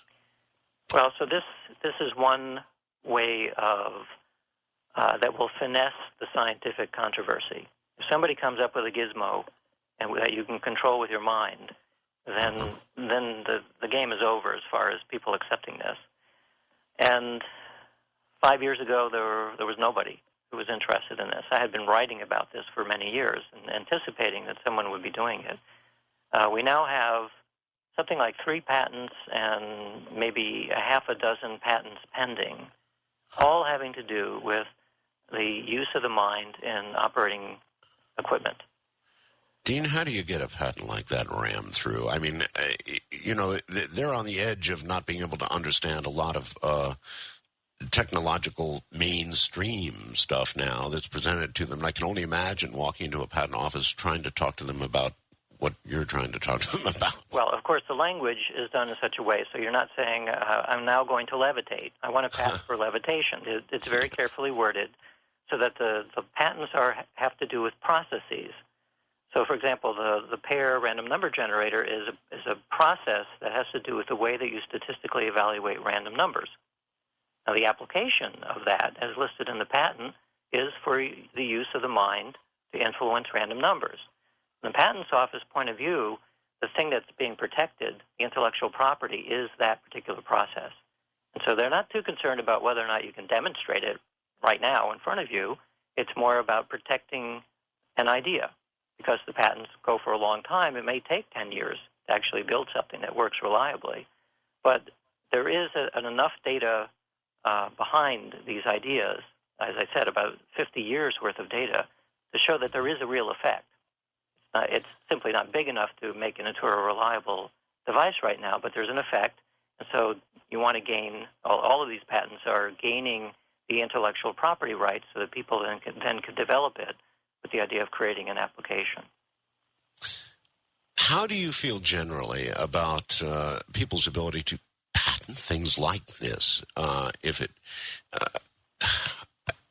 Is it appropriate to be able to patent something like this? I would prefer that we didn't have to go that way because there's a huge amount of additional basic research that needs to take place. But in today's world, in order to get funding to do the research at all, typically you need the patent because then you go to venture capitalists and other people who will give you the funding in order to help push the research along. That's simply the way that leading-edge research takes place today. Sure. Ideally, we would have large organizations like the National Science Foundation in the United States that gives money for speculative research. They would be funding this, but they don't. And so we don't have very many options. Yeah, I imagine money for this is rough, isn't it? It's very difficult to get funding for not just this area, but any place on the edge of science. And one of the reasons why it's difficult, whereas from my point of view, this is the most exciting stuff. You're really exploring right out there on the bleeding edge. That's where the excitement is. That's what drives me. Was that the leading or bleeding edge? That's the bleeding edge, because when you're standing out there on the edge, you're also dodging arrows and yes, I'm sure other you nasties. are. All right, Dean Radin, right here on the bleeding edge. I've never heard it put that way before. This is fascinating, absolutely fascinating stuff from Manila, the Philippines, Southeast Asia. I'm Art Bell. That's the place, all right. The sun is high in the sky. It's the middle of the day, and we're into a fascinating topic. God, it doesn't get any better than this. Dean Radin is my guest, and we're talking about, well, actually, the Global Consciousness Project, or what's come out of the Global Consciousness Project. We did a series of experiments here on the air many years ago. We produced rain in areas that had great need for rain and had none in the forecast, and we produced rain. We did a number of other things, a total of 10 or 11 experiments, and it actually became frightening to me. Now, that's intention on a very, very large scale. Well, Dean Radin apparently has looked into ufology, UFOs, and I'm struggling to understand what connection there might be between ufology and the research that he's done in the past and present, for that matter. In a moment, we'll ask about exactly that. Once again, Dean Radin. Dean, what in the world does all of this have to do with ufology? That's quite a jump, and an unexpected one, I might add. Well, I've never published an article before on UFOs, and that was a strategic decision on my part, because when you're dealing with one topic that's already very controversial, it's usually not too wise to mix another one into it. Yes. But the place where I work, the Institute of Noetic Sciences, was founded by the astronaut Edgar Mitchell, and Edgar has not been shy about telling people in many different interviews that he's aware that there are UFOs, and maybe even ETs among us. Actually, Edgar's interviews have started to become more and more forceful in terms of the statements he's made about all this. Right. So I see Edgar every so often, and he's still very active about this. And I've had a number of opportunities to talk to him privately. And basically, what I've asked is, "You mean this is for real?" Like directly to Edgar, and Edgar says, "Yeah," and says why. And the story he tells me privately is pretty much the same he says publicly. There's real reasons to believe it. So I probably know as much as any layperson about this, what I've heard on Coast to Coast and other places. So I decided I needed to have some kind of response in the magazine that our place publishes, because we had a lot of inquiries. We have a lot of inquiries from people asking, well, what are we doing with UFOs? And the answer beforehand was, we're not doing anything with UFOs. We're having enough trouble dealing with consciousness. Why add that? Well, so one of the links is that there are many psychic types of experiences that people associate with UFOs. So there's one link. The other one was that I know people in the government and the Defense Department, and I've asked them pretty much the same way I've asked Edgar. What do you do with these reports? Are these reports real? Should we, what do we? Is there something worth worrying about? Right. And I pretty uniformly get positive responses. Partially, yeah, there is something going on. No, we don't know what it is. So the next question I get is, after my hair standing up, should I be worried? And the answer is, well, probably not, because if they're here, they've been here a long time, and they don't seem to be bothering too many people, so I guess it's okay. But, the scientist in me is then thinking, holy smoke, what is that? There's something going on. So the next part is I read a bunch of books, and the one that I was most impressed with was the one by Richard Dolan, UFOs in the National Security State, because Richard is a historian, and he's written this massive volumes that simply go through the history of the reports, and more importantly, the way that the reports have been shaped and, in many cases, covered up. And now we know that they've been covered up because of the Freedom of Information Act. Well, that was kind of an eye-opener. And then the last piece of the puzzle was I know Jacques Vallée, and so I was at a conference recently, a small conference, where Jacques was talking about the case of UFOs in Brazil in the late 90s. Right. And this was the Brazilian Air Force, and they were heavily involved in this for 3 months, and there's still parts of it that were classified, and even Jacques doesn't know what it was, but he knew enough to tell this small group of people I was with to make all of the hair on our entire body stand up. Because this was a lot of people, hundreds of Air Force people, spending a lot of time taking a lot of pictures, all kinds of strange things happening. And, of course, the bottom line is there's something real going on, but nobody knows what it is. So that piqued my interest enough to say, okay, I'll write an article, and I did. And I published it earlier in the year. And the bottom line was something is definitely going on. I don't believe that anybody actually has the final answer on what exactly it is, but there's something of this magnitude, whether it's ET or whether it's something that we're doing in some strange way, it certainly deserves serious study. It certainly does. You mentioned that you've had a number of private conversations with Edgar Mitchell, yes? Mm-hmm. I've had any number of opportunities to interview him on the air, and there was one thing he said that has stuck with me all the years, and I can't work it out. He's a man who walked on the moon. Mm-hmm. There aren't many of those around, and we got into a pretty good conversation one night about it, and I tried to ask him, remember for me what it felt like to walk on the moon. I mean, can you give me a word picture of what your feelings were to step out and to walk on another body? And it was the strangest answer. He said, Art, it's strange because I remember it, but I don't remember the details of it. I mean, it's all kind of foggy to me.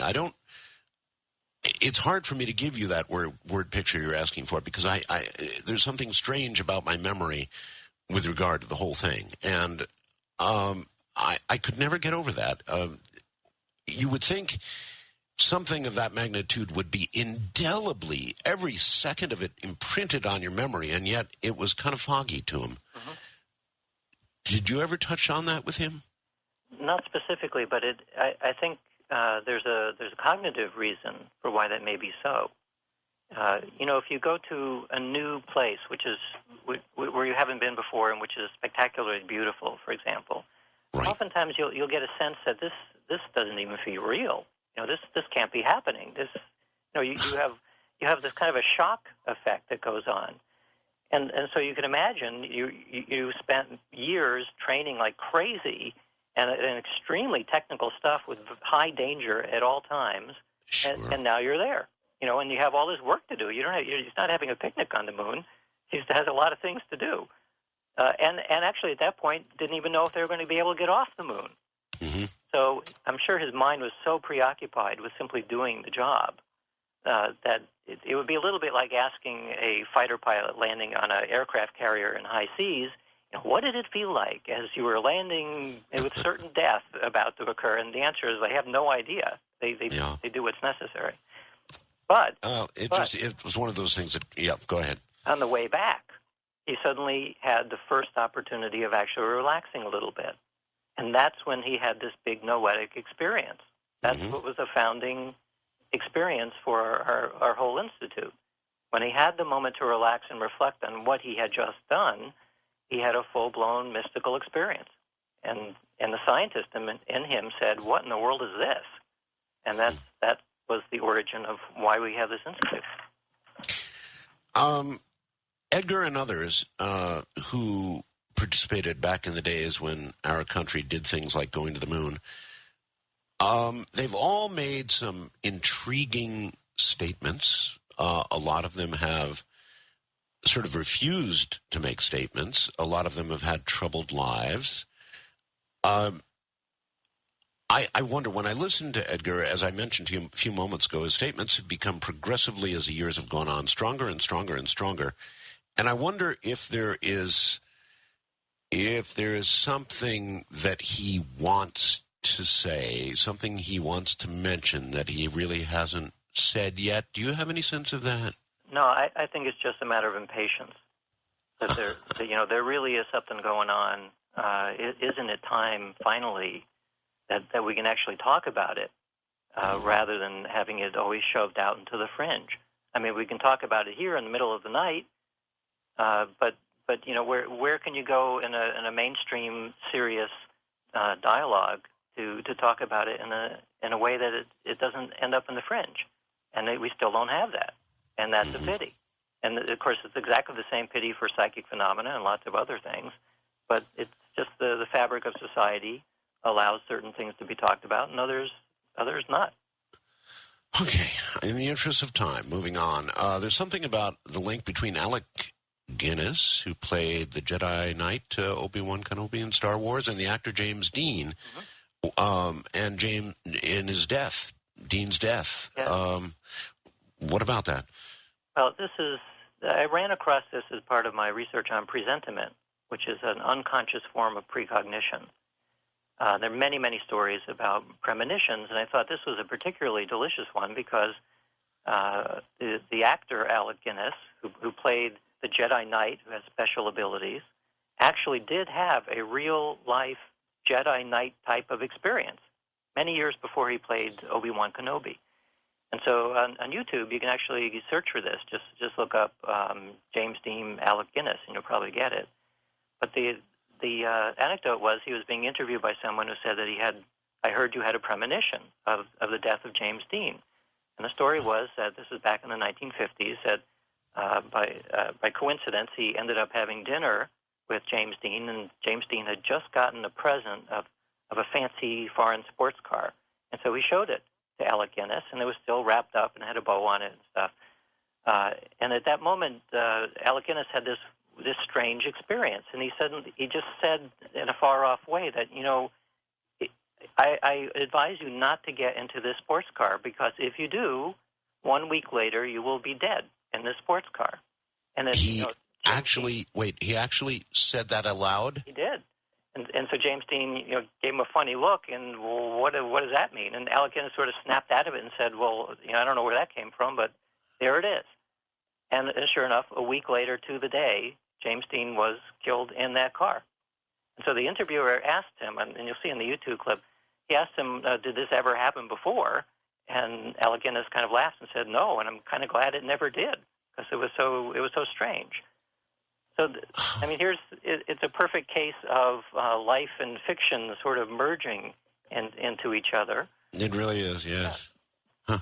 Huh. I described to you on a previous program, I've had exactly that sort of experience, just one time in my life and never again. And I wonder how many people have had that sort of precognitive moment that never repeats itself, and no matter how you try, it doesn't repeat itself, and no matter how you try, you can't ignore it when it happens. Mm-hmm. My guess is a very large percentage. In other words, this kind of experience of premonition or any kind of psychic experience, these are not magical things that just descend from the heavens. They must be with us all the time. It's got to be here. It's got to be a part of the fabric of reality. And the reason why we pay attention to it every so often is because we're in some strange altered state where we're not paying attention to the here and now, and it allows these things to bubble up from our unconscious. And that's probably why these kinds of experiences are most often described in dreams and with certain drugs and drumming and anything that pulls you out of your ordinary state of awareness, because that's where it lives. We're embedded in it all the time. Is there any hint of what might be a trigger to this kind of experience at all? Because in my case, there was none whatsoever. I couldn't stop it when it happened. I couldn't. I had no control over it whatsoever. No idea of what the trigger was. I was paying attention to something else altogether at the time it occurred. And is there any? in all the research of this sort of thing, is there any idea, does anybody have any idea what the trigger for this might be? It just seems to come out of nowhere and never come again. Non-ordinary state of awareness combined with, typically with emotional motivation to force this unconscious information to bubble up. And now the beginnings of a couple of environmental variables that seem to modulate our sensitivity. I mentioned one was the geomagnetic field, and a relatively new development was the aspect of the geomagnetic field that's the important one. It turns out to be called something, it's called the micropulsations. It's a certain frequency of the geomagnetic field that when it is present, people are much more psychic than when it is not present. So it's not simply that the geomagnetic field is quiet, but a certain frequency is present. And this suggests that there may be a biochemical thing that is happening in the brain that is resonating with these certain frequencies, which make us more able to contact these unconscious emotional things. Mm-hmm. Is there, I wonder if anybody's done any studies, you keep mentioning the geomagnetic field. It is in an unusual state right now, nearly not affected at all by the sun. The sun is so quiet right now that the geomagnetic field is simply unaffected by the sun. It's at an all-time quiet. And then, of course, presumably, eventually, we're going to move into a very active phase with the sun, and we're going to be getting all kinds of flares, and the geomagnetic field will get very active. There should be some sort of correlation between the active periods of the geomagnetic field and the quiet times, yes? Yes, although now that we're beginning to understand that there are certain frequencies involved, the solar wind is still pushing. It's pushing. That's true. Even though there aren't sunspots, we're still getting the solar wind, fortunately. Otherwise, we'd all be fried by now. Believe it or not, there was actually some recent days, there were articles about it, Dean, in which the solar wind slowed almost to nothing. It was remarkable. Mm-hmm.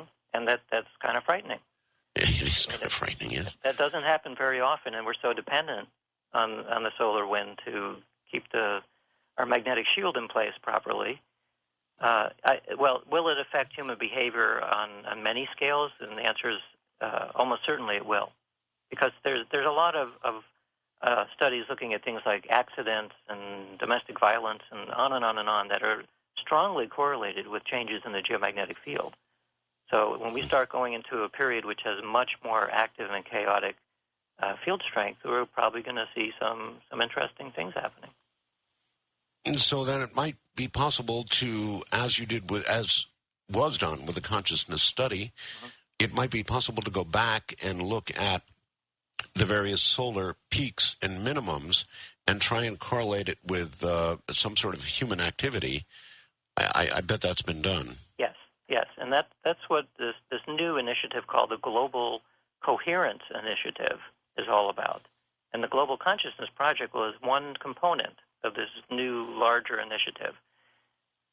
Part of it came about because of all this research showing human behavior is related to the geomagnetic field. But shortly after 9/11, I started looking at all kinds of ongoing data streams that we had, just to see whether something unusual may have happened at 9/11. And one that I ran across was the satellites that monitor the geomagnetic field from space. These are National Oceanic and Atmospheric Administration satellites, the NOAA satellites. What I found was something rather odd, where if you look at September 10th and September 11th, 2001, September 10th, you see a diurnal rhythm, like a sine wave of the geomagnetic field, very smooth. And then about 9 o'clock in the morning Eastern time, you see a sudden jump. And now we're talking about satellites that are way up in space, but there's a sudden jump in the geomagnetic field. And from that point on, for the rest of September 11th, it's a very jagged-looking curve. Really? So I've asked some of my friends who know about these things, well, what in the world could have caused a disruption that these satellites felt? And these are satellites on opposite sides of the Earth. What were they detecting? One person said, well, they're detecting all of our space hardware turning on. So what does that mean? Well, all of our spy satellites and things like that. I don't think I buy that explanation, because while those satellites are pretty sensitive, suddenly they turned on after 9/11. They weren't on before 9/11. That doesn't make any sense to me. So that is odd. So raise the possibility that maybe what we've seen as a geomagnetic field effect actually goes both ways. Got it. All right. This is as good as it gets. Dean Radin is my guest. By now you ought to know what we're talking about. It's really fascinating. From Manila in the Philippines, I'm Art Bell. Here I am indeed, a place where the sun is high in the sky right now. Strange as that may seem. I darkened down my room, and to me it's still the middle of the night with this program. This is the kind of thing you do at night. You don't do it during the day. But I guess I do, don't I? Anyway, it's Dean Radin this night, and we're talking about consciousness, which to me is just absolutely fascinating. I've got a couple of more questions for Dean, and then we're going to move to the phone. So you've got the numbers. Feel free to join us. We'll be back with Dean Radin in a moment. Just a couple of notes. That was a commercial during the break for the CC Witness. And I've got to tell you, it's an MP3 player, with it's just awesome with AM, FM, and then something called the computer, which is where you obtain all your favorite music wherever you get it, and in MP3 format. And then in about 5 minutes, you download 100 or 200 songs into the Witness, or hundreds more, all your favorite stuff. And it's small. And in the Bell household, I can tell you right now, the two gals that you see in that photograph, the Witness rules. It absolutely rules. They walk around with they actually take the Witness and they put it in their bra and then the little earbuds. And when you're walking around this condo, you have to sort of make a hand signal to the girls before you talk to them, and they'll take the earbud out and then talk to you. But it absolutely rules in this condo, and I love it too. It's just, I don't know. It's awesome. CC Witness, I just heard they've got a new price of $179.95, worth every penny, trust me. It's just loved here. Dean Radin is my guest. We'll get right back to him. I want to remind you, I do have email. If you want to send me email, it's easy, artbell@mindspring.com. That's artbell, ARTBELL, at mindspring, MINDSPRING.com. Love to get email. I'm trying to answer all I can. For all of you who helped out and sent me copies on the immigration deal a few weeks ago, thank you. From the bottom of my heart, thank you. And there's no way in the world I can answer everybody because it was just too much of... There were thousands of emails. And so I'm sorry I didn't get... I'm trying to answer all of my email, but I'm doing the best I can. All right, back now to Dean Radin, and a few questions before we go to the phone. I just have to ask, you recently conducted an experiment that you called the Love Study. The Love Study. What was that all about, Dean? The Love Study, that was a study looking at whether one person's thoughts and emotions directed towards another person, typically a loved one, does it affect their body? And this is our laboratory version of a distant healing experiment. So, see, here's an interesting question. I was sorry to hear that you have a cold. So it's frightening to think that millions of minds directed at you can have an effect, but would you be willing to have millions of beneficial thoughts directed at you to help your cold get better? I would. I at the same time, I would cross my fingers that they're beneficial thoughts. Yeah, so that's part of the goal. So in our experiment, we wanted to make sure that the thoughts were correctly aligned because you're never quite sure what you're getting. So what we did was we trained partners, one of whom was healthy and the other was recovering from cancer surgery or chemotherapy. Mm-hmm. So the healthy partner had a huge motivation to help their sick partner, and this was something you can't fake in a lab. Even though it's a lab study, you can't fake that level of motivation because they really want to help. Mm-hmm. But in order to give them some hints on what to do or how to help, we train them in a type of meditation where you cultivate the sense of compassion, and then you send it. you mentally send that compassion to your partner to help them. In this particular case, since the patients had all kinds of different problems, different kinds of cancers and so on, we didn't want to target a particular body part or something. We just wanted to send beneficial thoughts. And then we measured the patient's physiology to see whether there was any difference when they were being thought about versus when they were not being thought about. And we also did other conditions where there were just healthy people coming in to do the same kind of experiment, but without the training and without all this motivation. And we saw a huge effect in the healthy partner and their patients, about 5 times bigger than we saw in ordinary people coming in. But even ordinary healthy people, still among couples, one person directing their intense thoughts towards another will cause a physiological change. This doesn't say that the person who's receiving the thoughts is healed.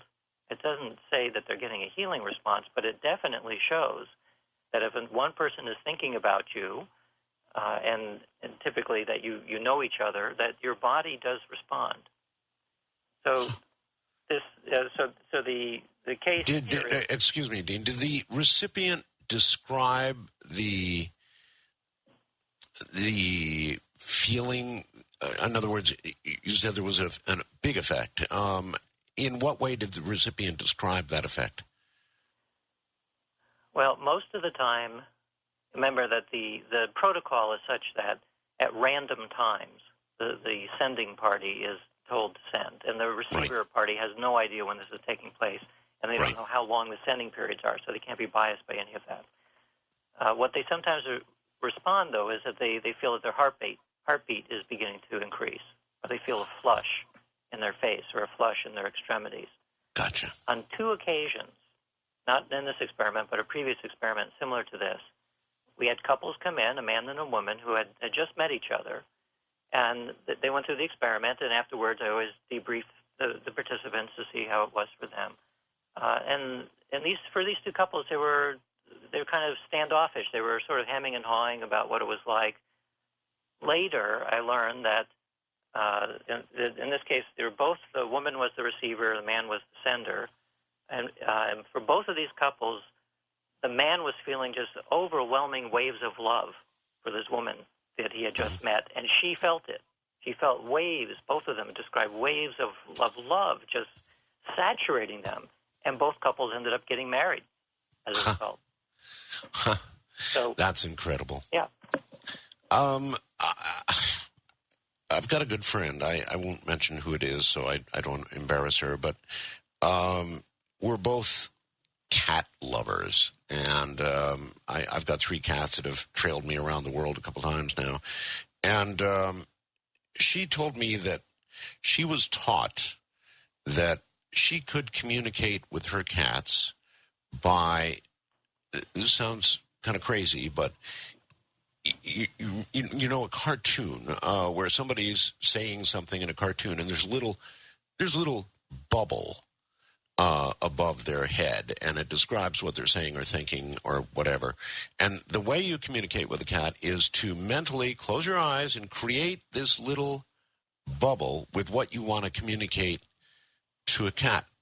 And then you send this little bubble, like, I love you, or get up and come here, or something like that. And I've tried it a number of times, and I'm telling you, it works. It gets their attention. Suddenly their head will snap up, and it's like they heard something, or they just felt something. I can't tell you which, but you might try that at home, folks. Just make a little cartoon bubble with what you want to say and project it toward your dog or your cat, and you will see a response. It's the damnedest thing. So maybe it's kind of the same thing. I don't know. Yeah, it's very similar. There's no reason to believe that this is only something that works between humans. I'd expect that there would be some animals who would be talented in their own way, and be receptive to these things. Sure. Okay, I have to touch on this. I didn't know you had done this, but apparently you've done some experiments on the survival of the spirit after the death of the body. Is that correct? Well, we haven't done it yet, but I've worked with people who have been doing research on mediumship, mental mediumship, double and triple blind and even quadruple blind studies to get rid of any possible bias on the part of the mediums, on the part of the experimenters or the sitters. And these are very impressive experiments that at least show that some mediums, are very good at getting information apparently from departed loved ones. Now, there's still a question. There's been a question for a century within parapsychology as to where does the information actually come from? Right. Is it telepathy from the sitter, or is it actually from a departed person? And so the line of experimentation now, and there are not very many people doing this, but this particular set of experiments, it's a place called the Windbridge Institute, they're very clever in trying to piece apart where the information is coming from for a medium. And if it turns out that as we get closer and closer to answering that question, we'll finally, I think, be able to start answering this age-old question of when you die, what happens? And so this is something I have not been previously involved in, but I plan to do so because it's really a fascinating area. Well, it's the biggest question in human existence, of course. Mm-hmm. What happens after we die? So that's coming up, I guess. You're, as a matter of fact, speaking of coming up, you're writing a new book? I am, yes. A couple of years ago, I was a co-host for a small invitational meeting, about 60 people, all of whom were identified as being thought leaders in academia. Mostly psychology, but also some neuroscience, physics, and a few other areas. A couple of Nobel laureates, some members of the National Academy of Sciences. We had to promise to everybody we would never say who they were, because otherwise they wouldn't have shown up at our conference. And we were discussing the state-of-the-art of psi research. We actually had to hold the conference outside of the United States, even, because the topic is so sensitive among academics.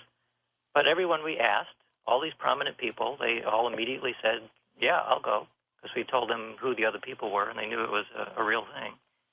So I'm now in the process of writing a book which will document the talks and what happened at that meeting. And it'll be published by an academic press, and it's intended to document, among other things, that when academics are exposed to the data, and they actually sit down for 2 days, this was a 2-day meeting, and exposed to one speaker after the other talking about the technical details of this, that their opinion about the nature of the evidence improves significantly.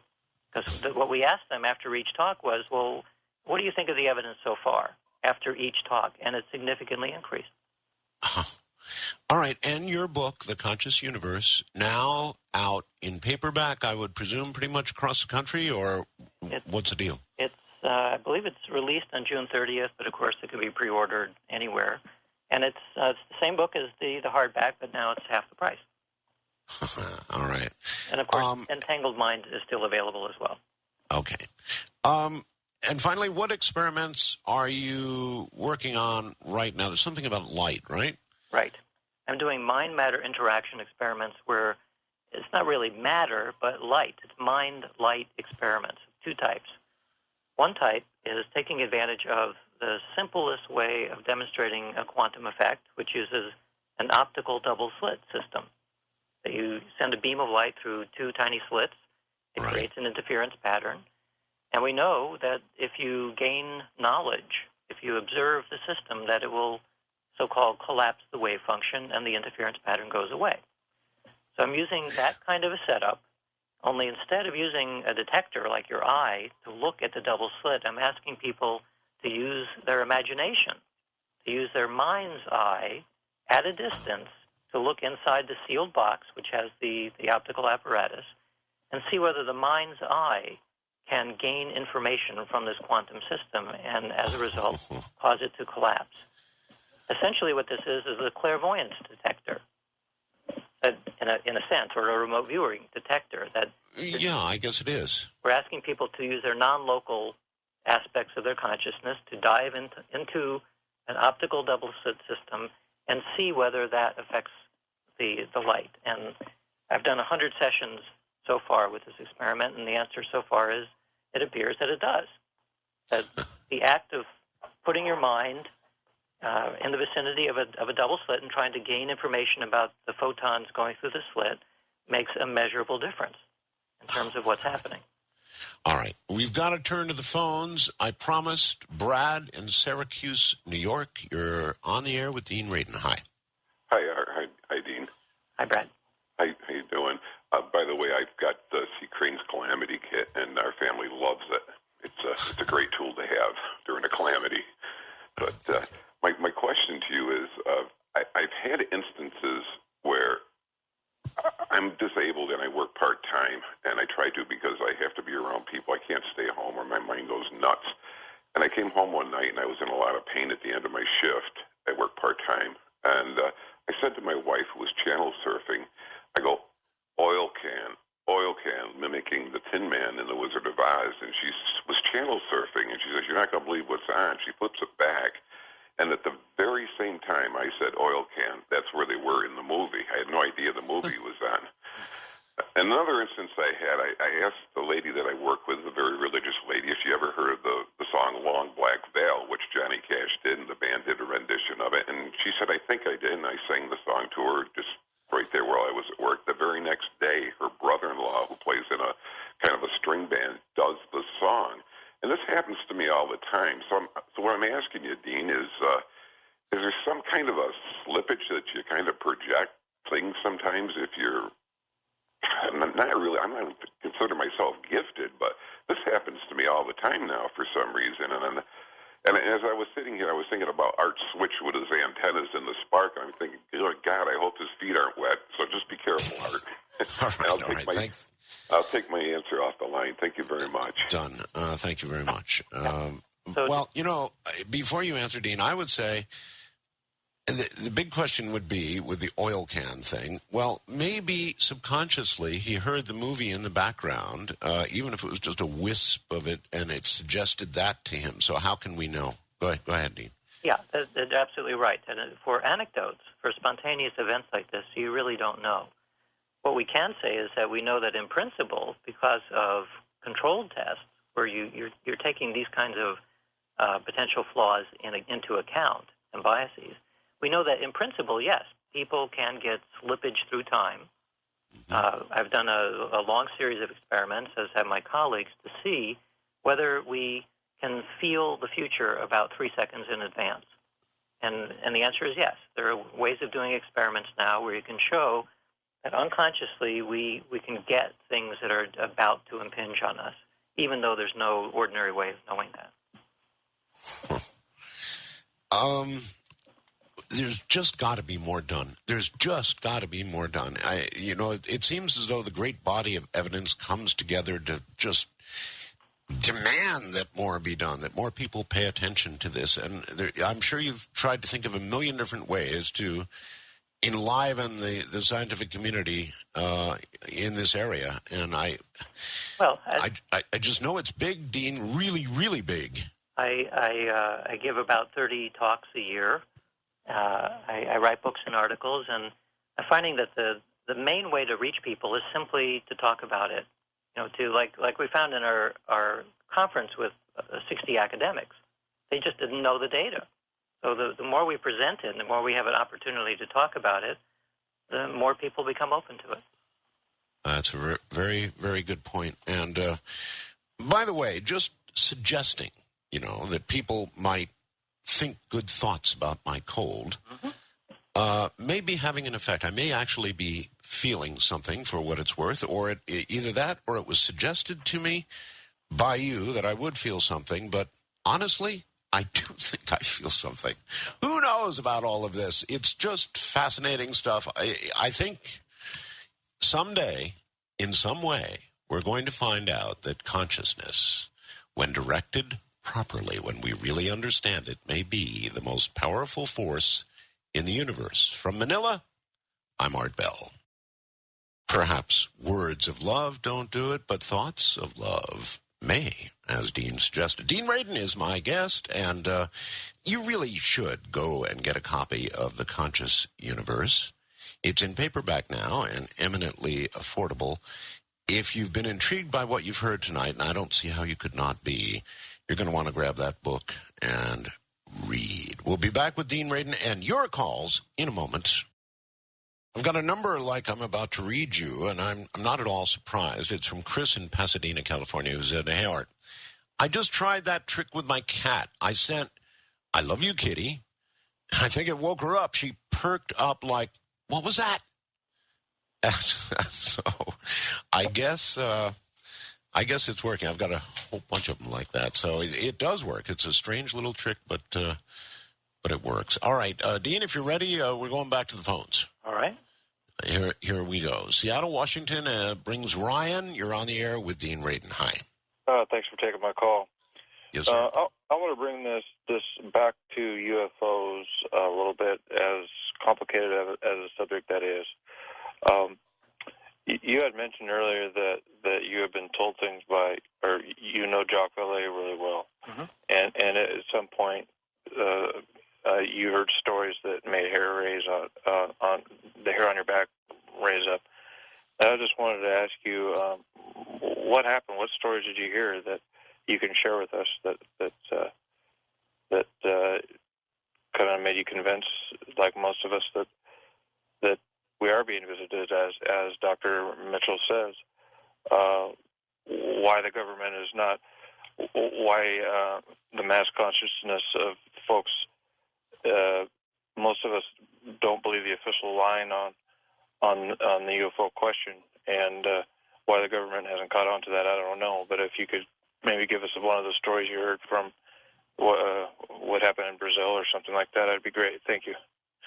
Okay, thank you, Ryan. Well, I guess the thing that makes me pay attention is not any one individual story, but more that a series of people in a position to know in the government, and as reported by Edgar Mitchell and Jacques Vallée and a few others, that it's the concept of the UFO as a real thing. That's what makes my hair stand up, because as you know, if you only know it through movies and through stories you hear and so on, then it's easy to dismiss as just a story. And of course, I see the same thing as some of my scientific friends say, well, telepathy doesn't really exist. It's just a story. But when they get the idea that, no, actually, telepathy and clairvoyance and a few other things really do exist, it's for real, we're not fooling around, that's when you begin to pay attention in a different way.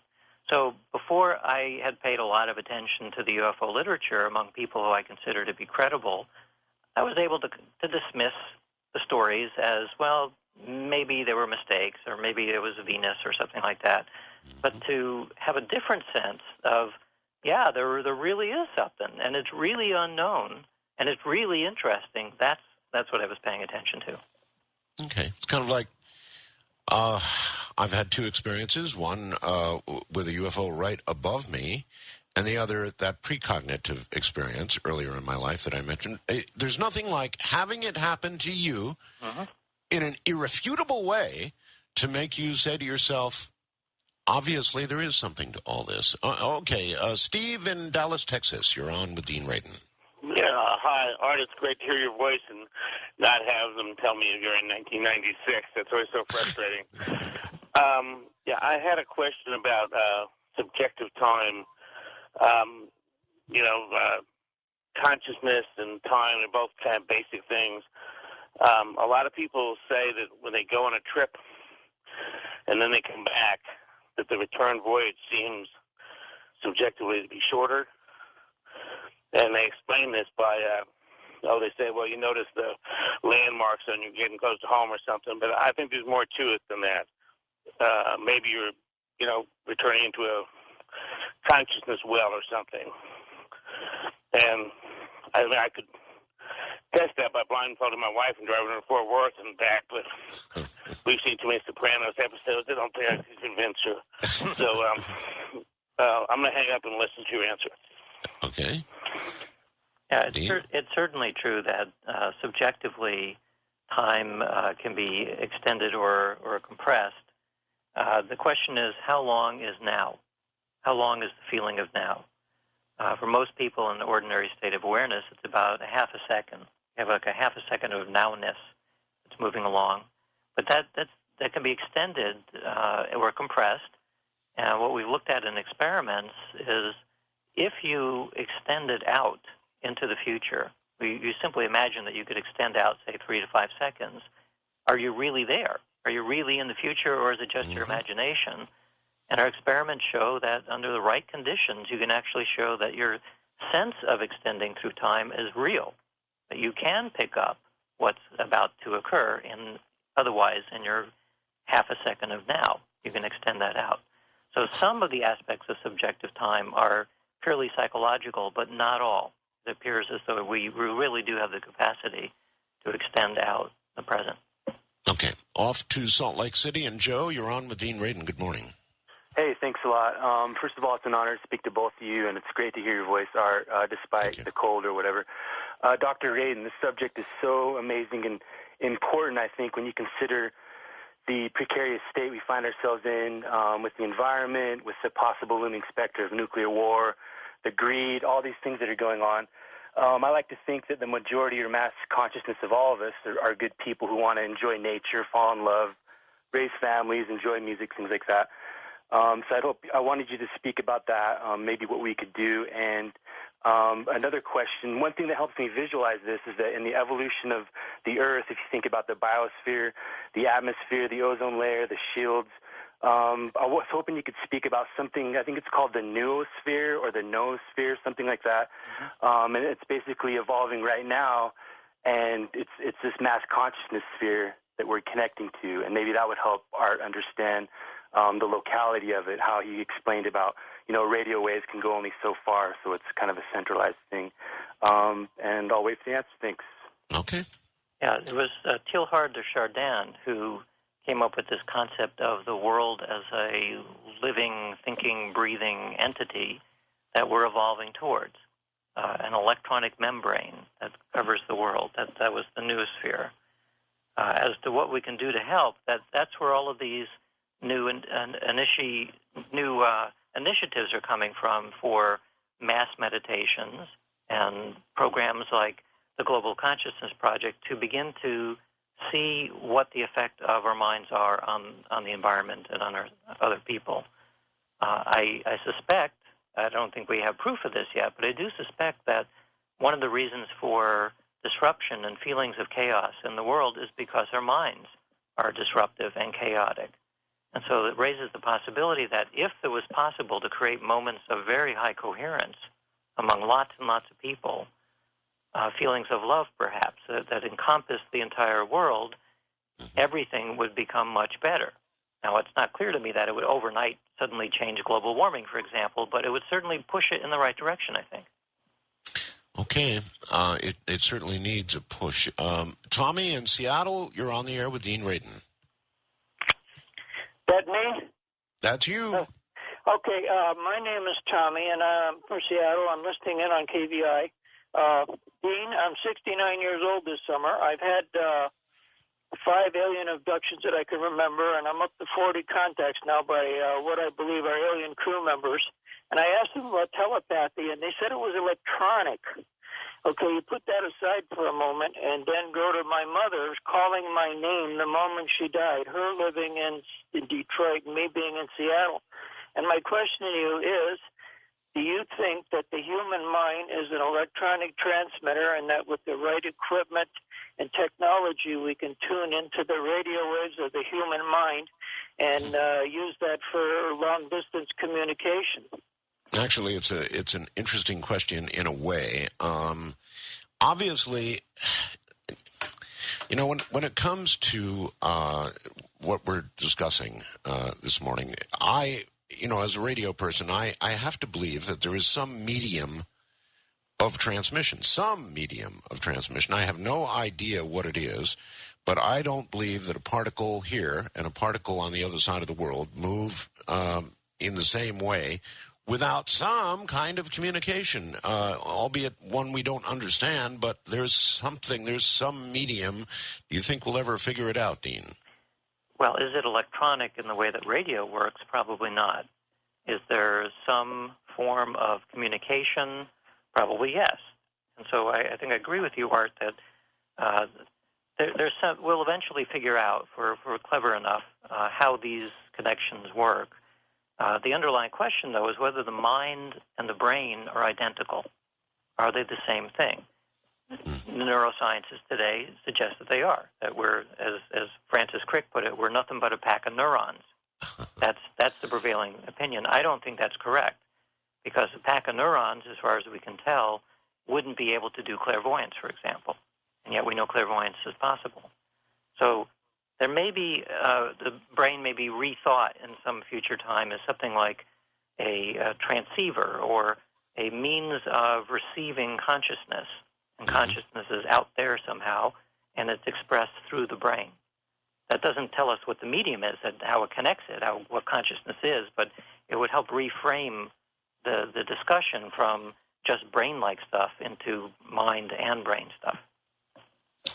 There's a medium somewhere, I'm convinced. Or maybe it's just that I need to come up with a different model of reality. Lori in Salem, Oregon, you're on with Dean Radin. Hi. Hi, Art. Hi. Many blessings. Thank you. Dean? Yes. I have been trying to find the answer to this question.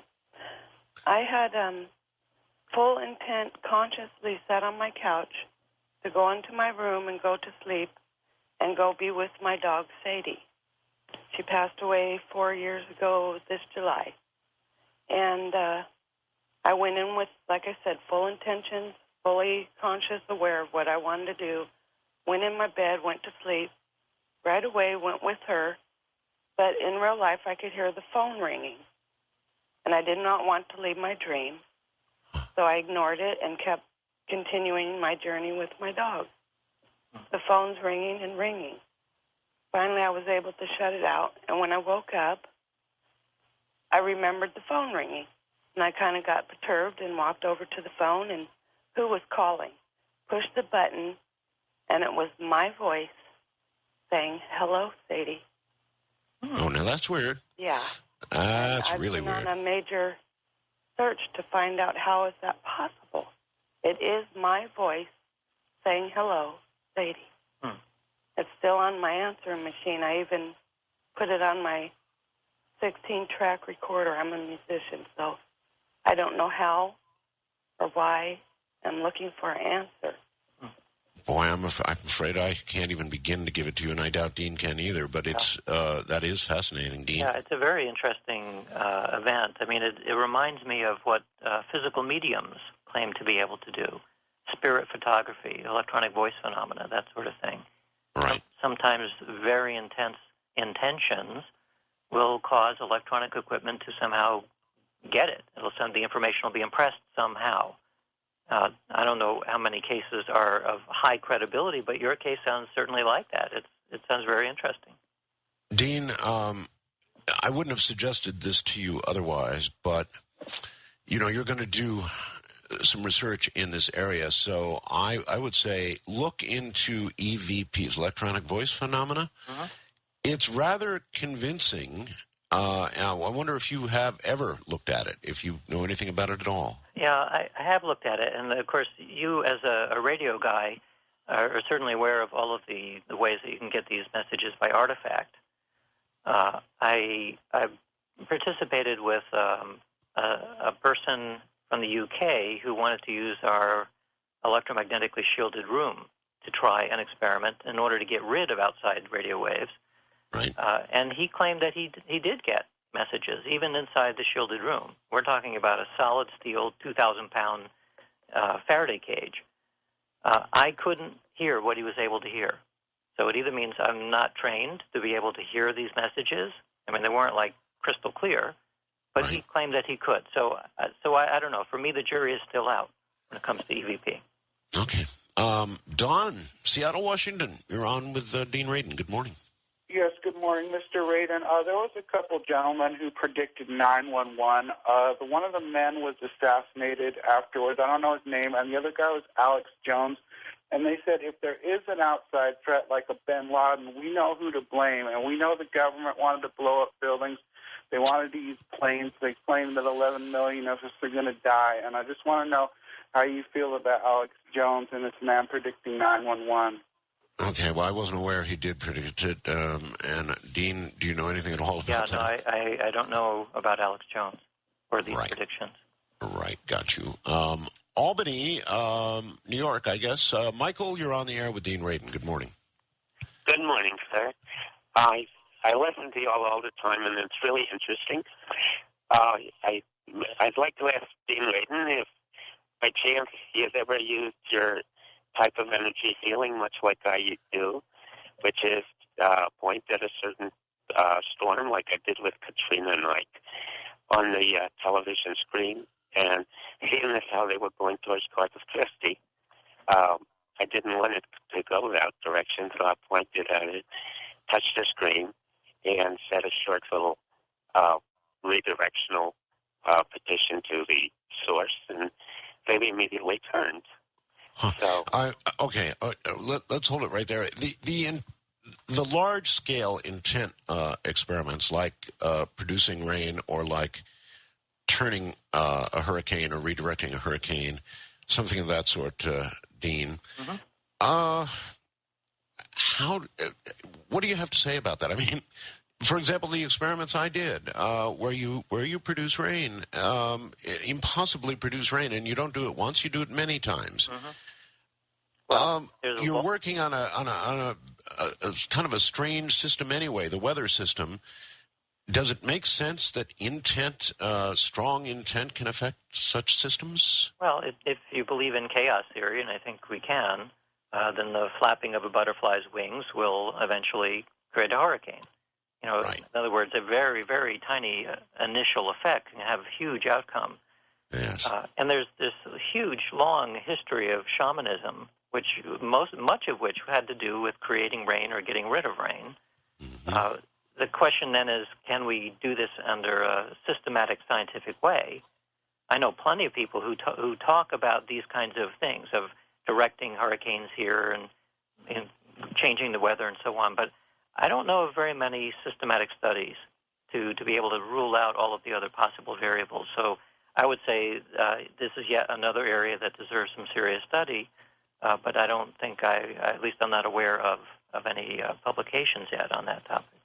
Well, part of what scared me, as I think you know, is I began to imagine all sorts of unintended consequences. In other words, at some point, I guess I started out sort of, gee, this would be fun, let's do this. And then I started to realize, suppose, for example, we do either stall or redirect a hurricane in some manner that saves one city but puts it out at sea for a longer period of time and allows it to grow into a Category 5 that then slams into a city and kills a bunch of people. So unintended consequences. Yep, it's a very important point, and the whole point that we need to study these things in more detail so we know what we're dealing with, so that we at least have some sense of what the consequences may be. Because Dean, you're absolutely right. Yeah, the consequence right now is we're completely out of time. The program just is ending that fast. My friend, it has been such a pleasure having you back on the show. Everybody, go out and grab the new paperback, The Conscious Universe by Dean Radin. Dean, thank you for being here. Thanks, Art, and I hope your cold gets better very quickly. There's a number of people working on that, I'm sure. Good night, Dean, and thank you. All right, folks, that's it. Boy, that went quickly. They say that, I guess, when you're having fun, it just flies by, and it really did. So from the other side of the world, I'm Art Bell in Manila, capital city of the Philippines. Good night, all.